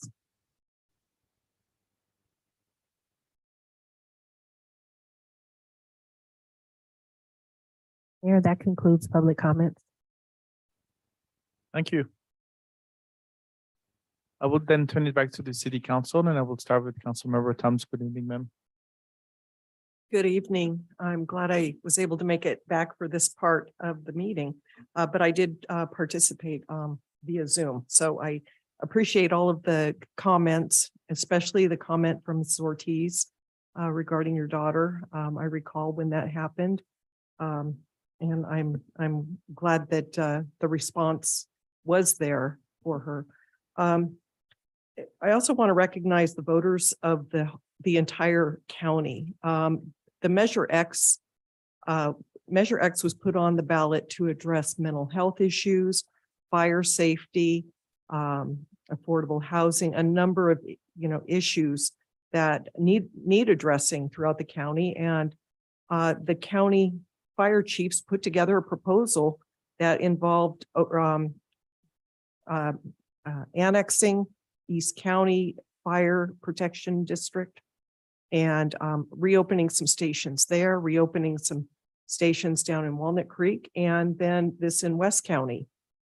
And I think we really have the voters and the Measure X committee, the Board of Supervisors, and our city staff and Con Fire staff and the county administrator's office to thank for putting this all together. Yeah, I want this partnership to continue to be successful. We do need to be aware of the risks that, if the contract were to not move forward after 5 years, what do? We've already sort of let go all of our firefighters. We would have to rebuild, our staff. That's something I do not want to, I want to avoid that at all costs. I think we have to keep that in mind. If I would appreciate it, I do appreciate that we were able to get a 5-year commitment. I know that we can't get more than that. We can't have a Board of Supervisors commit funds for a future board. We may not always have, we're not always going to have the same board members that remember their commitment that they're giving, that they're making this year. That's not going to be the same makeup in 10, 15 years, but we need that sort of commitment. So I would just ask, moving forward, if that 5-year commitment can be a rolling 5 years, I think that would help put us at ease. And then the other thing I think we ought to look at, this is, implementing the contract that we're considering tonight, is look at what does annexing to Con Fire look like for a permanent solution? After all, this Measure X is a 20-year tax measure. The voters have been pretty consistent on, renewing certain measures when they see that the funds have been used appropriately, and we have to make sure that we're going to show the voters that these funds are being used appropriately, so that, in 18 years, when we're going to need to go back to the voters to extend it, that can be done. If that's not going to happen, and we were to lose the allocation, do we look at a contract with Con Fire with one station? I mean, those are kind of the the other side that we need to at least be aware of if things don't go the way we want.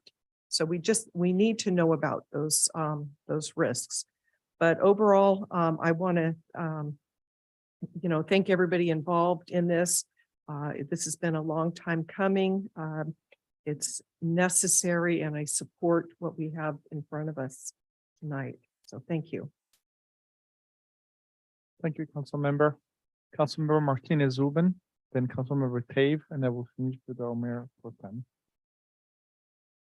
Okay, thank you very much, Mayor. I have a number of questions, and some of these will echo some of the questions that were stated by some of the presenters, and also highlight what I believe everyone is interested in having happen, and that is a continuation of a relationship, a continued successful contract, partnerships that consider that there is mutual benefit, not just one-sided, and that we take a look at the benefits, sort of a flip side. We've talked a lot about the benefits to Pinole. I think perhaps I would ask Chief Broussard to outline the benefits to the county as you see them. And I think that would reiterate to the public, and especially the voters of the entire county, that here in Pinole, we are looking to have benefit that is mutual. Because our contract and our staff report have highlighted the benefits to the city, and we appreciate that, given that we have lacked the funding in the past, going on 11 years now, to open up the station. And because of Measure X and because of the voters' willingness to consider the opening of fire stations throughout the county, and because of the fire chief's work to highlight Pinole as one of those stations, or one of those locations where a station could be opened, we've come to tonight. So it doesn't get past me, and I believe doesn't get past the council, that there have been a lot of people that have worked toward getting us here tonight. There are some things that upon second reading of this contract, I take a look at. And please know that it is in the interest of having what is key to a lot of our services, and that is sustainability. that we ought not to ignore the fact that we still have to have that we still have to keep that in mind as one of our challenges. So in the staff report, there was a mention of the fire truck not being, or ladder truck not being the responsibility of the county. Fire Chief Broussard, could you help us understand why the county feels that way? And I think this would help also the residents in Pinole that might think otherwise.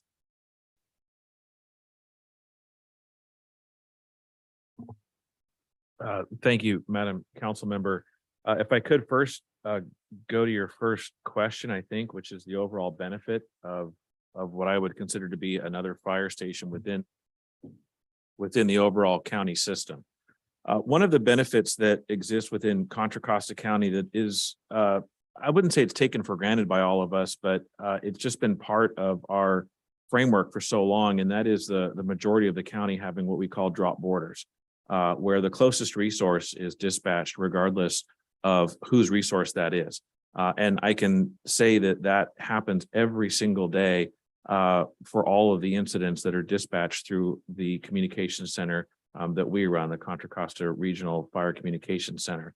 So adding an additional engine company, whether it be Pinole's or whether it be Confires or whether it be Rodeo Hercules or whether it be anyone that is dispatched by our communication center, adds to the overall capacity of the system. With regards to Station 74, it strengthens a very fragmented fire response and complex fire response out here in West County.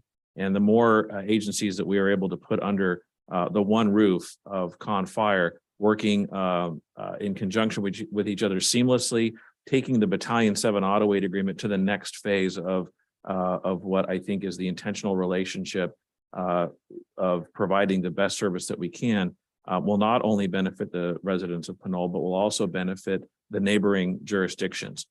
Two examples I can give you: the more resources that we have available that are close to any community, whether it be Montalvan Manor, whether it be Terra Hills, whether it be downtown Pinole, whether it be Pinole Valley, whether it be Briones, whether it be Rodeo, Hercules, Richmond, what have you, there is a genuine sense of sharing resources in this county to the extent that we can.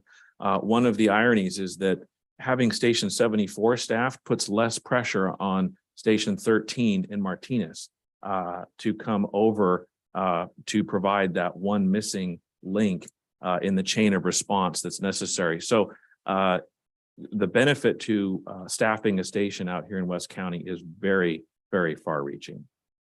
With regards to your second question about the ladder truck, as you all probably know, the city of Pinole used to have a ladder truck. And I was notified by an interim fire chief, however many years ago it was, that it was essentially a unilateral decision that I thought he was making to take the ladder truck out of service.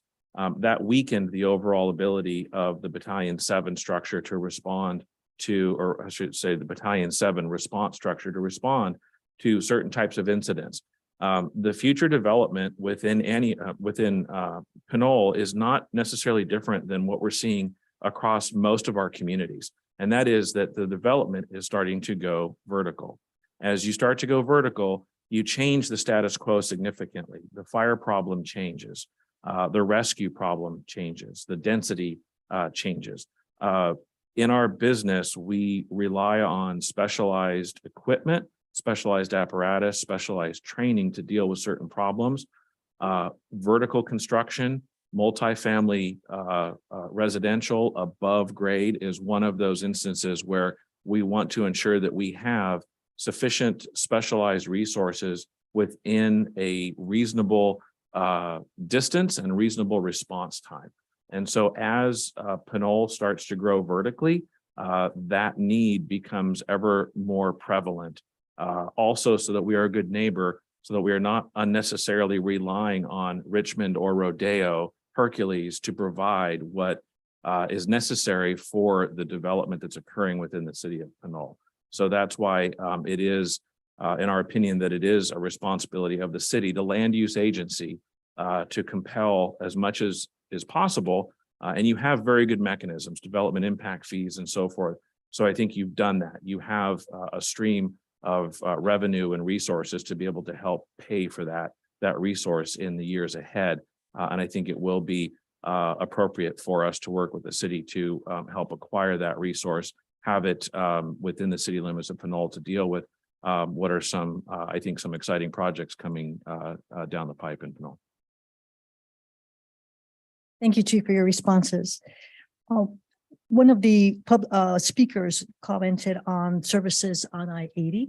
And I'd like to also understand the responsibility, whose responsibility it is to attend to accidents that happen on I-80. And as well, even though or because the program to recuperate the benefits after insurance claims are filed is so new to us, and perhaps not as significant as we can consider it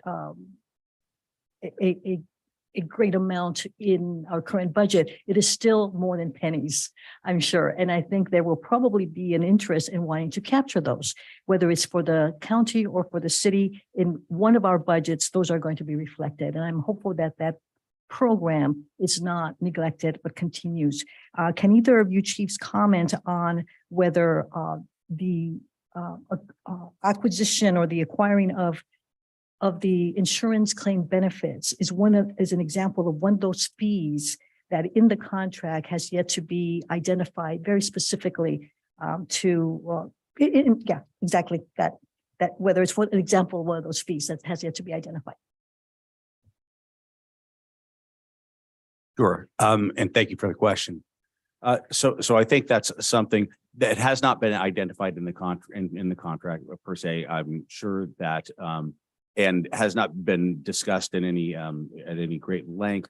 But I'm sure that both parties would be open to the discussion of how it might work and any possibilities going forward. It's kind of though also kind of how when we refer to the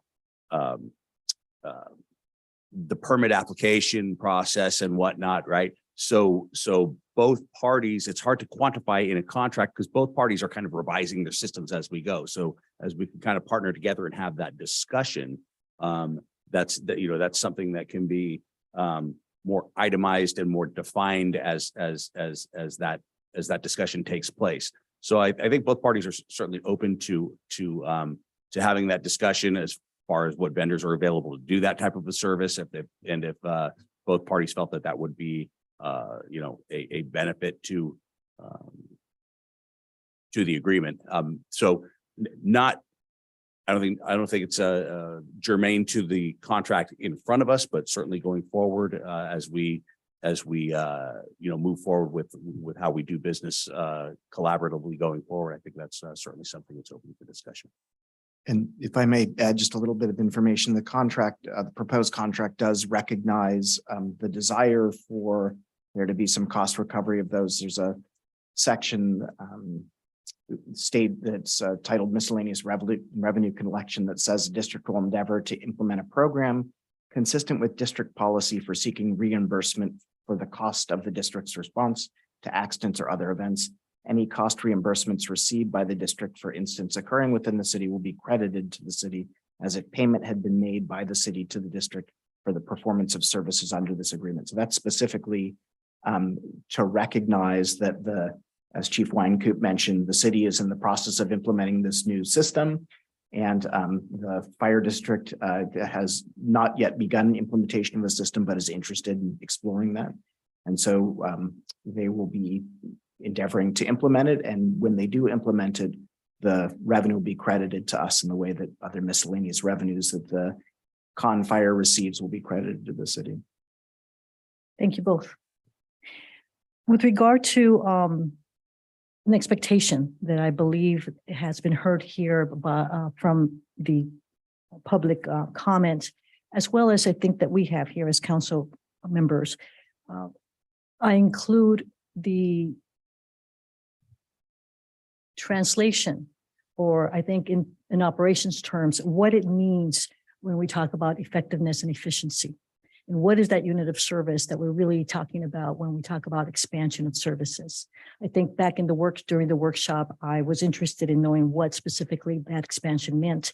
I think even today in the contract language and the staff report, we talk with quite global interest or conceptually and also with some illustration of about what expanded services might mean. I would request that we, along with the county, consider how we define what unit of services we define, which gets back to the data that we've been asking about in prior council meetings about the services that we have now from our current fire services staff. Because we don't have, unless, and correct me here if I'm wrong, what our baseline years of service are. I'm going to guess here that we're talking about the past 3. We're going to have a contract in place. So relative to the past 3 years, and once a contract is in place, comparison to the first 3 years, I think we're not going to have a fair comparison because we haven't been either collecting data or, quote, the systems haven't been talking to each other.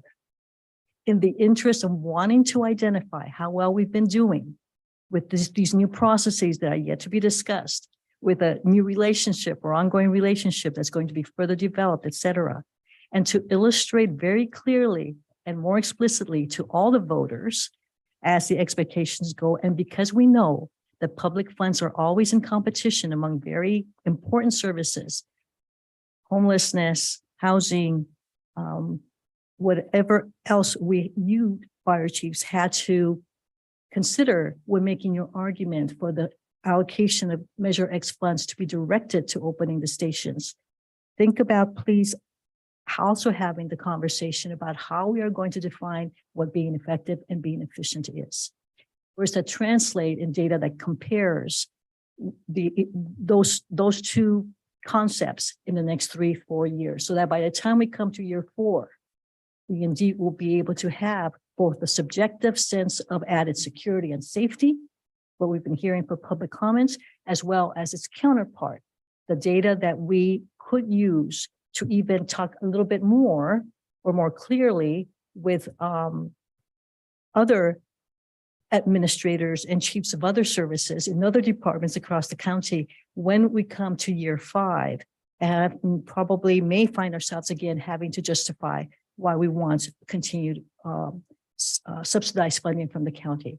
So I think that speaks to evaluating effectiveness and efficiency for data systems that are now available, may not have been available years prior, and knowing that the county has a way to itemize service calls, response times, types of calls per unit, types of calls to which there has been a response per station, et cetera. All those metrics that you use help us again make the case 4 years from now as to how well what we are thinking about tonight is going to work, actually worked. And if we needed to do things a little bit differently, then we will have that much more data to speak off of. Thank you. Prevention services or education services. I'm thinking also that CPR and surge training could be had, but we don't have an indication of frequency, nor do we have an indication of when those are going to be offered in years 1 to 5. Can you please keep in mind as we come back to the City Council and monitor whether it's this body of council or change composition, that we keep in mind what those prevention services are, and as well put a value to those along with the suppression and the emergency responses that people have so much talked about tonight. Is the preparation of Station 74 already included in the budget figures that we have tonight? Yes, it is. And could you please help us understand what kind of preparation we're talking about to ready that station? I believe they're outlined in the service plan, I think, and but they may be in the contract itself. I think they're in the service plan.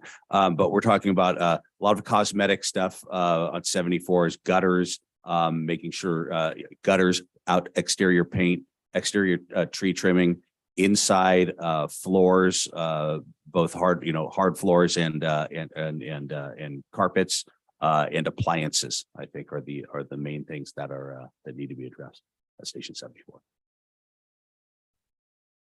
What comes to mind as well as what believe happened with Station 73.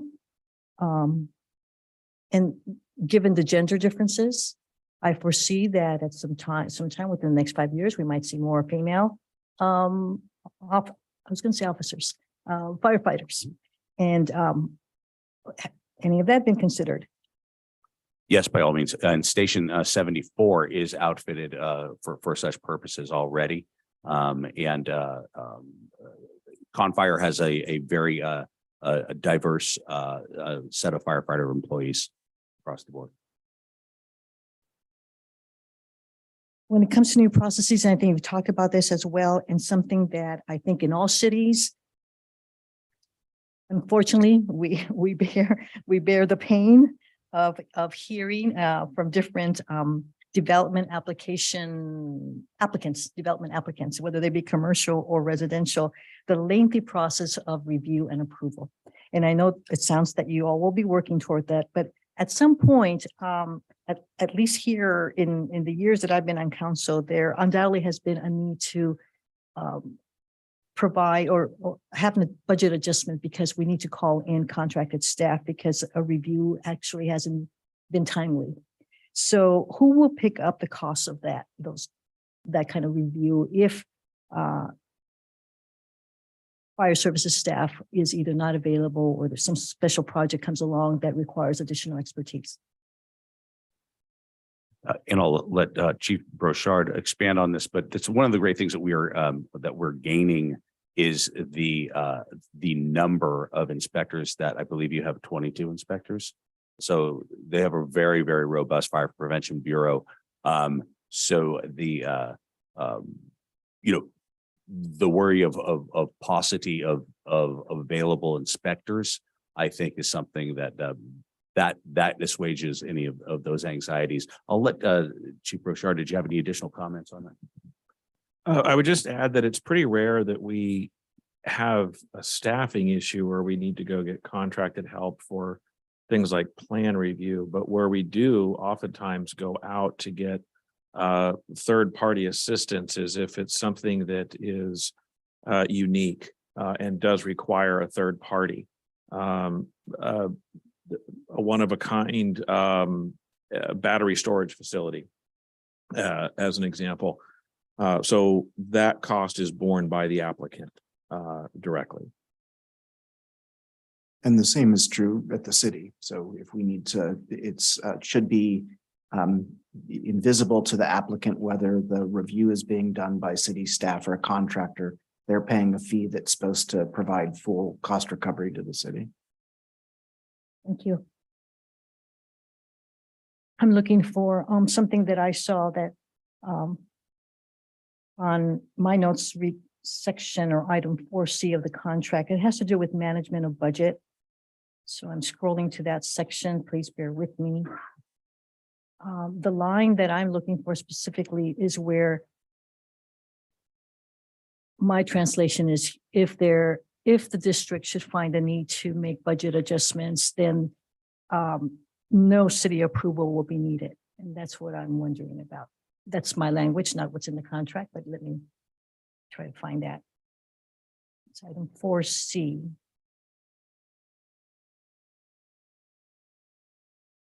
And because I've heard, there's an interest in having both parties, district staff and city staff, work things out together. I'm just wondering why that line is even needed, and if we could strike it, since the interest is to come up with some mutually agreeable discussions and terms, and eventually come out with an understanding that what will happen with regard to budget ought to be discussed and not face a situation where the district might find the need for the kinds of things that we just can't afford. And it seems to me that if we leave the line in about no city approval in that term, then it negates this interest in wanting to have a relationship that allows us to even consider what the cost that we can't all anticipate today might be.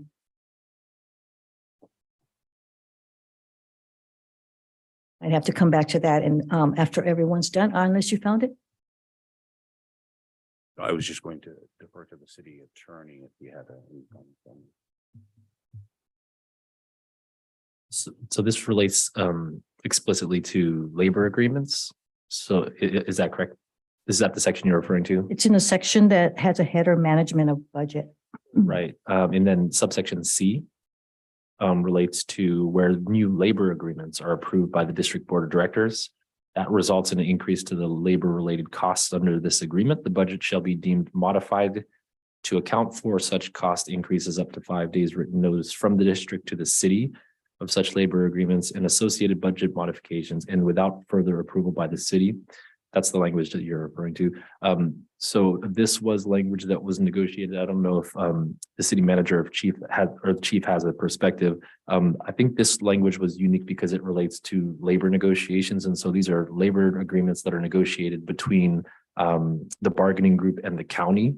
And so, they'll be similar to what we go through right now with labor negotiations. That would be a contract between the county and the labor group. So that was discussed in negotiated, and that was agreeable to everyone here. I'm not sure if there's Yes, comment on that. and thank you for that clarification, City Attorney Casher. So yes, because when upon the implementation of this contract, our employees all become Confire employees. So labor negotiations are between the district and the employees, and the city is not a direct party to those negotiations is what that means. So that basically whatever is agreed upon between the district and the labor group is acceptable, obviously, to us because we're not a party to their negotiation processes. Thank you for that explanation. Farther down in that same general area, we've got the workers' compensation claims for employees in Exhibit C. And Exhibit C is a listing of the employees that could potentially become county firefighters.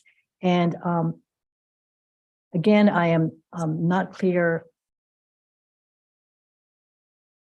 about why certain language is here. I am on page 45 of 955 or page 20 of the contract. Section D. There's compensation claims for employees.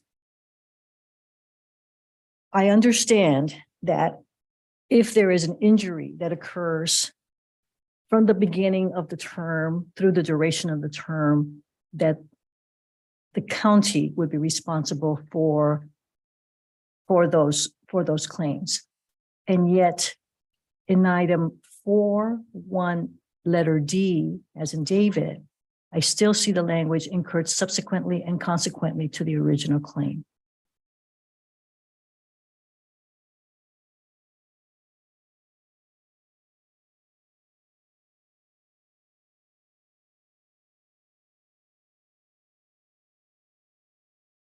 Through the chair, I'll take a pass at this one. So this relates to, so I think this was discussed at the prior city council meeting. So these are workers' compensation claims that arise and has a date of injury prior to the commencement date of the agreement. So for those workers' compensation claims, the city will be fully responsible.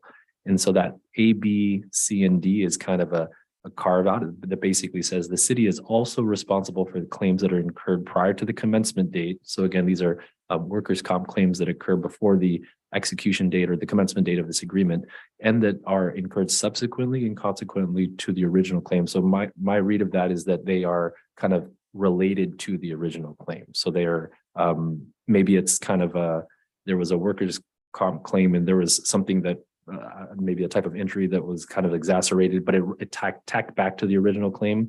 They wouldn't be responsible for that because the origin was the original claim and it wasn't a new claim that was filed after the commencement date of the agreement. That's my read of it.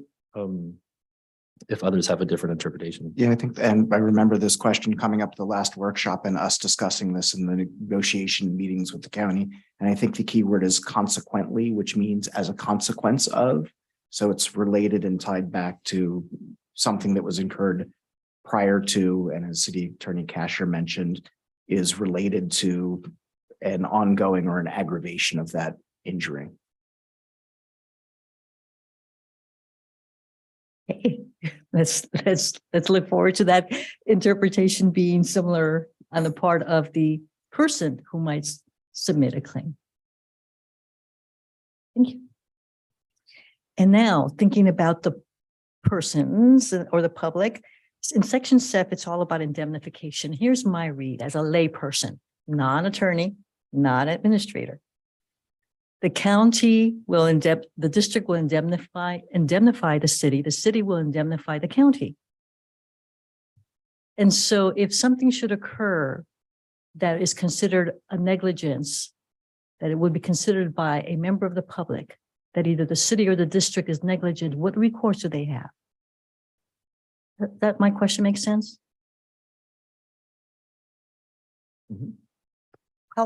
Help. I'm seeing myself as a member of the public now with an unfortunate circumstance, something happens. I'm counting on my fire service to help me out. They do the best that they can. And yet unfortunate circumstance, something happens. And here's this contract that says one indemnifies the other. So what recourse do I have then? So, well, invite the city attorney to make comments on this subsequently, but the matter of the two parties providing mutual indemnification is really about how the two parties collaborate to respond to a claim that's submitted by a member of the public. So it's not, it shouldn't look any different to a member of the public that is filing a claim against the responding agency. This is about how responsibility is vetted and shared on the back end of the claim. So you would, a member of the public would go through the same process to file a complaint or file a claim against the city, and in this case, maybe the city and the fire protection district, as they normally would, to the responding agency. This is about how we are going to work together to share the responsibilities and cost of adjudicating that claim. And through the chair, I'll just add that typically the way that indemnity works there. So to the city manager's point, these are third-party claims or claims by the members of the public. And so it's really a question of what is the cause of the damage. So if the cause of the damage is something that was the responsibility of Confire's personnel, or a failure to perform an aspect of this agreement, this basically says that the district would agree to hold the city harmless and indemnify the city against those third-party claims. In the opposite, if the opposite is the case, there's a member of the public, a third party, who brings a claim against the district, but it's the city who is the responsible party. The city failed to perform its obligations under this agreement, non-performance of an obligation under this agreement.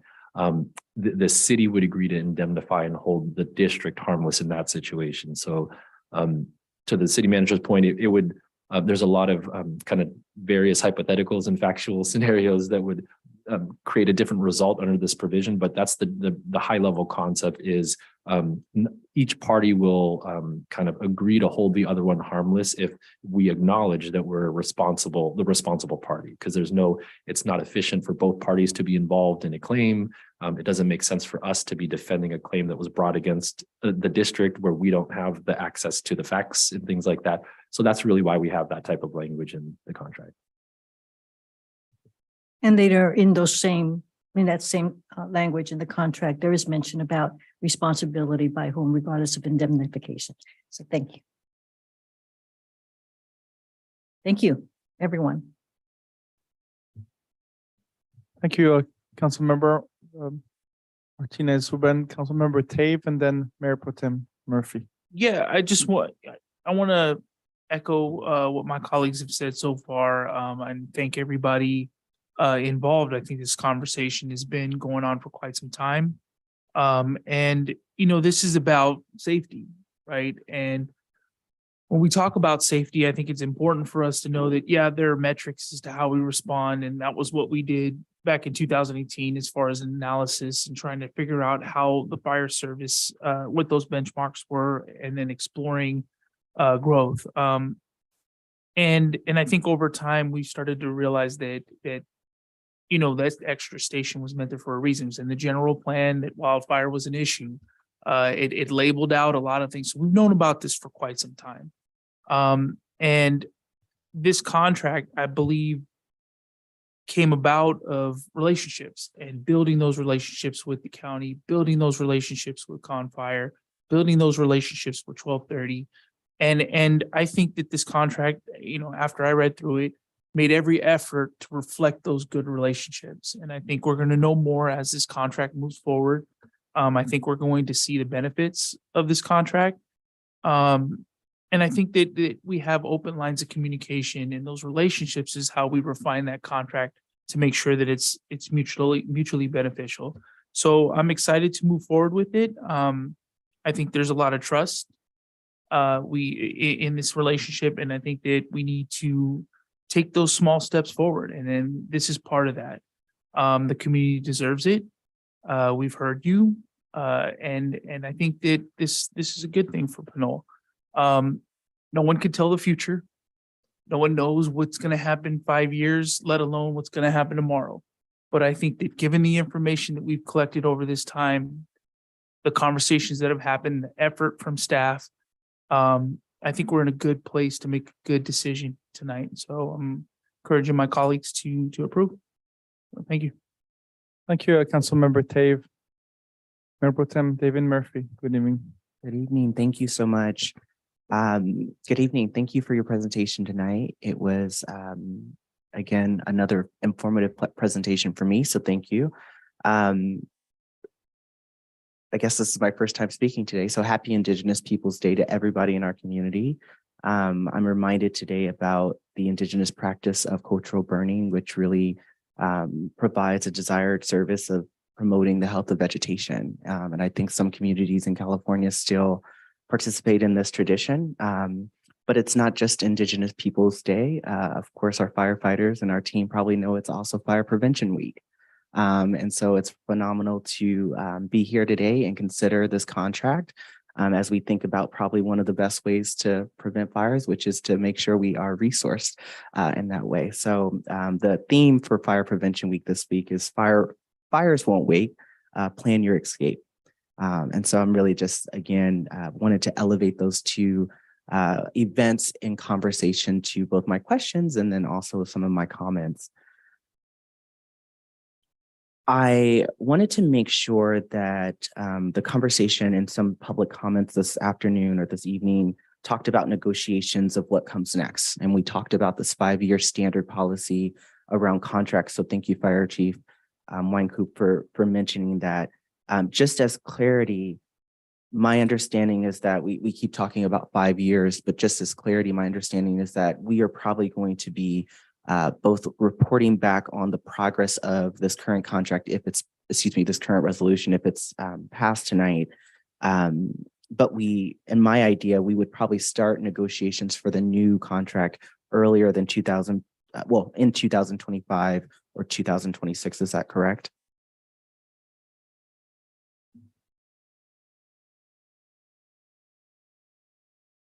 I think, well, I have the contract in front of me, but I don't know off the top of my head when the expiration date of the contract is, but I would say that a contract of this nature, for renewal purposes, if there are things to negotiate, they should probably be initiated 12 months prior to whatever that date is in the contract. Great. So we would have time to at least explore data, ensure the partnership is as strong as we started, and also members of the public can provide commentary and public comment around maybe issues or affirmations that arise throughout the process. Is that correct? I would expect that there would be an exchange of information and dialogue and data throughout the relationship, not just at that point when it's necessary to contemplate continuing the relationship. Great. I wanted to make sure that was affirmative. So if tonight's contract is passed for our city staff, our city manager, or the fire chief, what steps is the city of Pinole taking next to inform the public around all of the items you all mentioned? So we still have our website and Facebook presence that will be regularly updated. So our social media presence. The next step would actually be taking place tomorrow afternoon. Certainly we would be updating that information, as would Confire, to let the public know from both of our communication feeds to the public on what's going on next. And just to because we have the forum right now, the next step after tomorrow's Board of Supervisors meeting would be a November 9th LAFCO meeting, at which time LAFCO would consider the contract for their approval. And so that would be kind of the short-term next steps going on. Great, thank you. I wanted to ask again about the CERT program, that is the Community Emergency Response Team program. I know it was mentioned last at our meeting on September 13th. Since engaging with the public, one of the things that has really gotten folks excited, outside of course of the reopening of Station 74, is the idea or engagement and participating in the CERT program. I know the contract lays out some details about it, but can you reiterate what's in the contract, and then also explain maybe some progress that has been made around the development of the CERT program and how residents can participate in it? So Confire's participation in CERT programs are with existing CERT programs that already exist within a city. So there are other communities that Confire serves who have CERT programs, and then they provide the fire portion of that, which would be things like, if I'm not mistaken, CPR training. Is that one of the CPR training and those types of things that CERT participants would participate in? It would be up to the city to establish the CERT program. We currently do not have a CERT program. It was one of the city's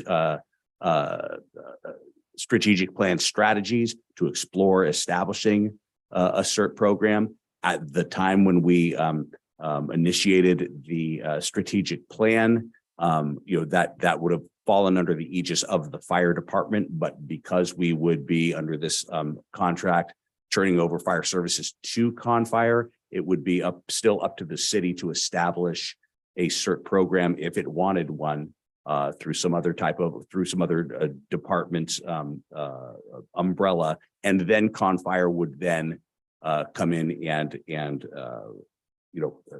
provide the CPR training, the fire specific training, the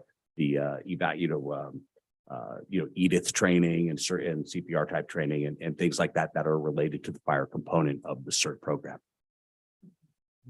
Great, thank you. City Manager Murray, did you want to add? I thought I saw your hand. I was going to add some information responsive to your prior question about the analysis, and the term of the contract would go through June 2028. Okay. And it's a contract requirement that the city and district jointly prepare a review and analysis of the services provided to the city by March 31st, 2027. So 15 months prior to the expiration, there'll be a presentation on the how the arrangement is working, so the city council can consider that in making a decision about whether to execute an additional 5-year term. And yeah, that's all. Fantastic. And to that extent, I am also very interested in mid-program reports, reporting, analytics, anything we can really set up around parameters now. I'm sure we have some data from our past years, but of course, in partnership, this is a great opportunity to explore new data sets. And I think, I'm sure whatever the composition of the council is at the time we consider this again, there's going to be a high value and probably a high value proposition to extend contract and have those data sets available. I don't know, I'll be honest, I don't know what that data is. Of course, we talk about response times, we're talking about certain data sets, but I do remember Fire Chief Rochard, you mentioning there are certain things that the county has done that perhaps our city hasn't done yet. And that is obviously a huge value of this contract, is working with you all to make that happen and getting those data points and being able to share that with our community is a huge priority for me. So. And I will just add to that, because it was also something that Councilmember Martinez Rubin had stressed as well, that that is something that we will be gaining through this contract that is going to be increased exponentially. That is one of our to be very honest, it's one of our biggest shortfalls is the availability of reliable data and our historic reliable data. And that's something that is a real strength of Confire. So that's something that's really going to be gained in this contract. Great, thank you. I wanted to add a suggestion. I think the work that we've done to both engage the community, have workshops, host these type of meetings, and also just generally city staff being accessible to the public has been tremendous. So just certainly want to thank all of our city staff for being open. I do find in engaging with community members that there are myths out there, and if you will, the spread of misinformation that happens. Not anyone's fault. That is just what happens in our community and many other communities. So I wanted to really make a suggestion and would like to see something like a frequently asked questions available following this meeting on the website with regards both to today's action as well as next steps. Some of the questions that I've identified is things that you've already spoken about, but I think in an FAQ form, it'll be easy for us as a council as well as the public to really share a link out with FAQs. Some of the questions include, when will Fire Station 74 be open? Again, I know you answered that tonight, so that should be an easy answer. Is the city of Pinole giving away all of its fire stations and all of its fire operations and its materials? That question has come up often, and I feel like we want to make sure we're very clear about that one. Number 3 is the city of Pinole firing all its firefighters? I don't think that's the case. I hope that's not the case, but again, let's answer that question and let's make sure that's transparent for folks to not spread misinformation or disinformation about it. Do Pinole firefighters support this contract? I've heard tonight that there have been many units that have been involved, parties that have been involved in this. And so I think it's important to answer that question and answer perhaps all the partners who have been involved in the development in this of this strategic partnership. And then last but not least, how much does the city opening Station 73 and 74 cost versus the partnership between the city and the county? I think you both brilliantly working with the finance director Guillory answered that tonight. And I think those numbers would be very helpful in terms of making sure, again, we just limit as much misinformation as possible. That would be my intent in that. I'm sure you probably can curate more questions. Those are just 5 that I've gotten a lot in the community. And I would love to be able to just send a link to folks and easily get them to hopefully read it. So again, thank you so much. I just, again, want to thank you all for your work. This is not easy. I don't come from this background. I am really moved by your work and your commitment to fire prevention, governance of fire. At this point, what we're talking about is democratic governance of fire fighting. And so I just, I'm so thankful. And I just wanted to reiterate how far we've come as a city. I mean, we talked a lot about Station 74. Station 74 is not a human being. The people of the city that are, right? The staff of the city are, you all are. And, the member of the public, Ms. Ortiz, thank you for sharing your story. You join many others. I've been on this council for 2 years and I've heard stories like yours. And I'm reminded that the closure of 74 wasn't just about closing a building. What it appeared to happen was also a distance of relationship building. And in this moment, I am just so moved by the work that has gone into, again, develop a strategic partnership that's rooted in empathy, that's rooted in resilience, that's rooted in solutions and action. And I don't want to lose those values in this work. We talk about what's going to happen in 5 years. If we can hold on to anything, I hope that strategic partnership is going to hold based on those values. And I just wanted to amplify that. And last but not least, I check out the Contra Costa Fire Protection District's Facebook often, and I'm really impressed by the move to electric vehicle fleet for the emergency operations. I want to ask if you've driven the Rivian truck yet, just because I think it's really cool. No, that's on my to-do list. Okay. All right. Well, like I said, we as a council have passed, well, I didn't say this, but we as a council have passed a resolution to zero emission vehicles by the year 2030. And we talked about how you all have some solutions that we can learn from. And I think that was really exciting to see online, again, in advance of this conversation. It showed to me that you all are forward thinking. And again, that we perhaps can, again, build new strategic partnerships from just this conversation. And it'd be cool probably to drive that truck or at least see it around Pinole one day. So please bring it here. You know, a procurement and obtainment of electric vehicles and zero emission vehicles is something that hasn't really been talked about tonight in this conversation. But we do want to lean towards that direction. And so just wanted to say thank you again for promoting that, for seeing that. And I hope the firefighters get to enjoy a new set and new fleet of vehicles. My last two comments are I think pretty straightforward, have been discussed, but I just want to say them again. I would like to see a traffic and pedestrian safety improvement recommendations around Station 74. I went to Elahurst School and really finished my final school site visits this week. And there were some questions about what that will look like with, you know, emergency responses. And I just want to make sure we get ahead of that. That doesn't have to happen tonight, but just as, you know, we discuss all safety improvements, I think it's really important to have that conversation and ensure that around that area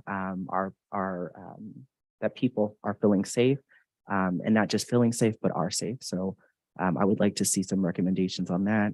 And then I would like to see, perhaps given the knowledge that we have with the Public Information Officer, Steve Hill, perhaps Contra Costa County Fire District's inputs and insights into our communications and engagement plan, as well as our emergency operations plan. These are two city plans, just an FYI for folks who don't know.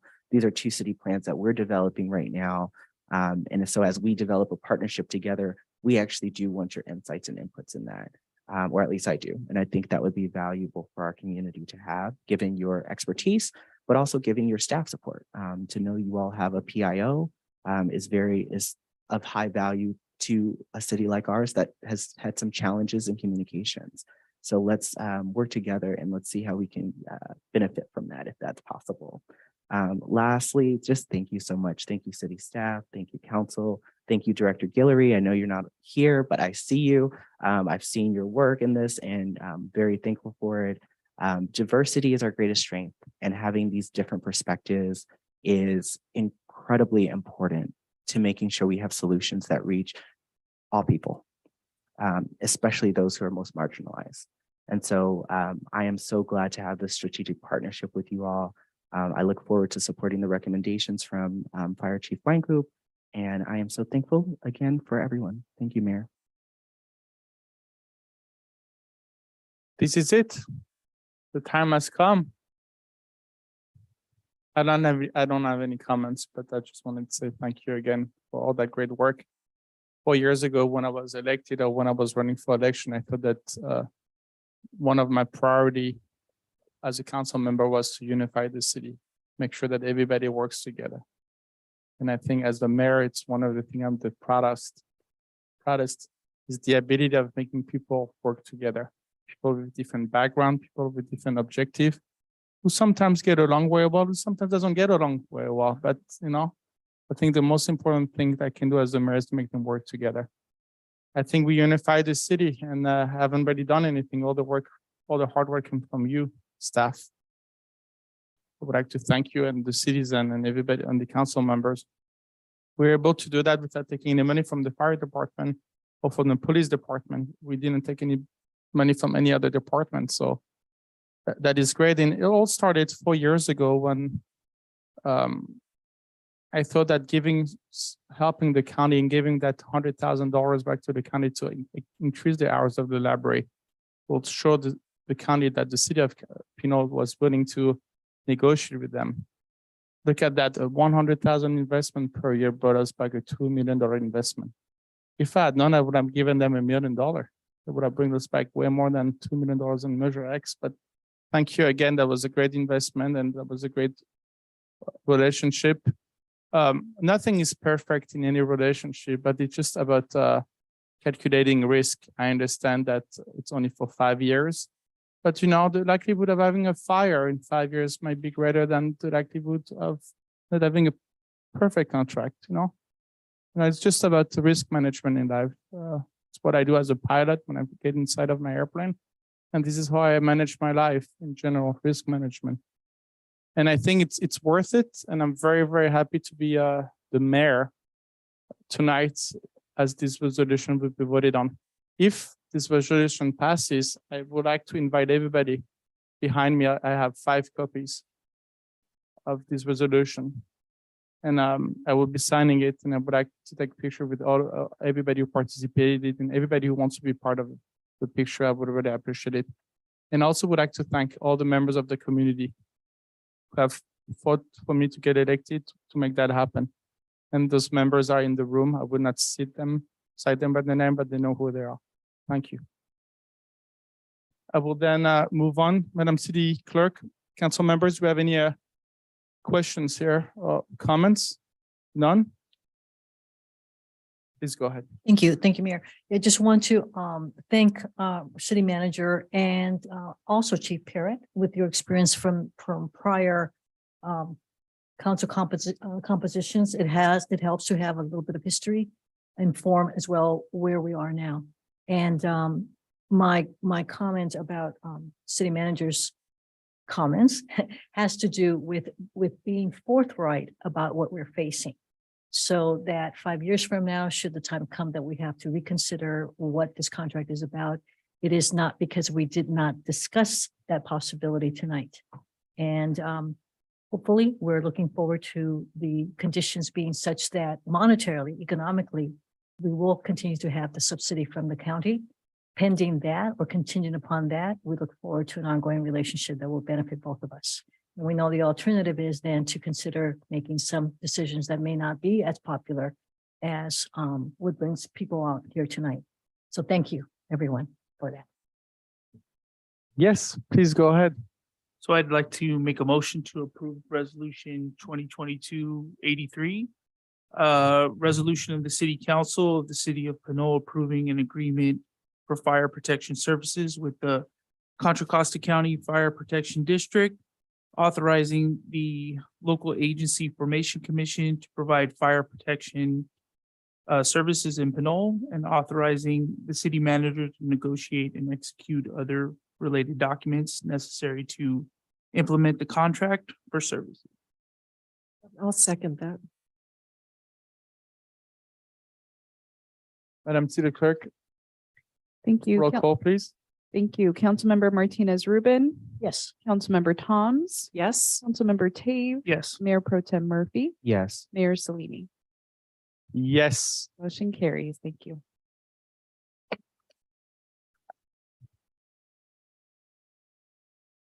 Can you please join me if you have some time? I would like to sign those resolution, and I'll be happy that anybody can come behind me as I sign those copies, please. Thank you. Any staff member, and I will ask also the fire department to join me, please, and my council member, please come behind me. No, I'm not adjourning yet. I will adjourn in a few seconds. I'll be adjourning after signing them.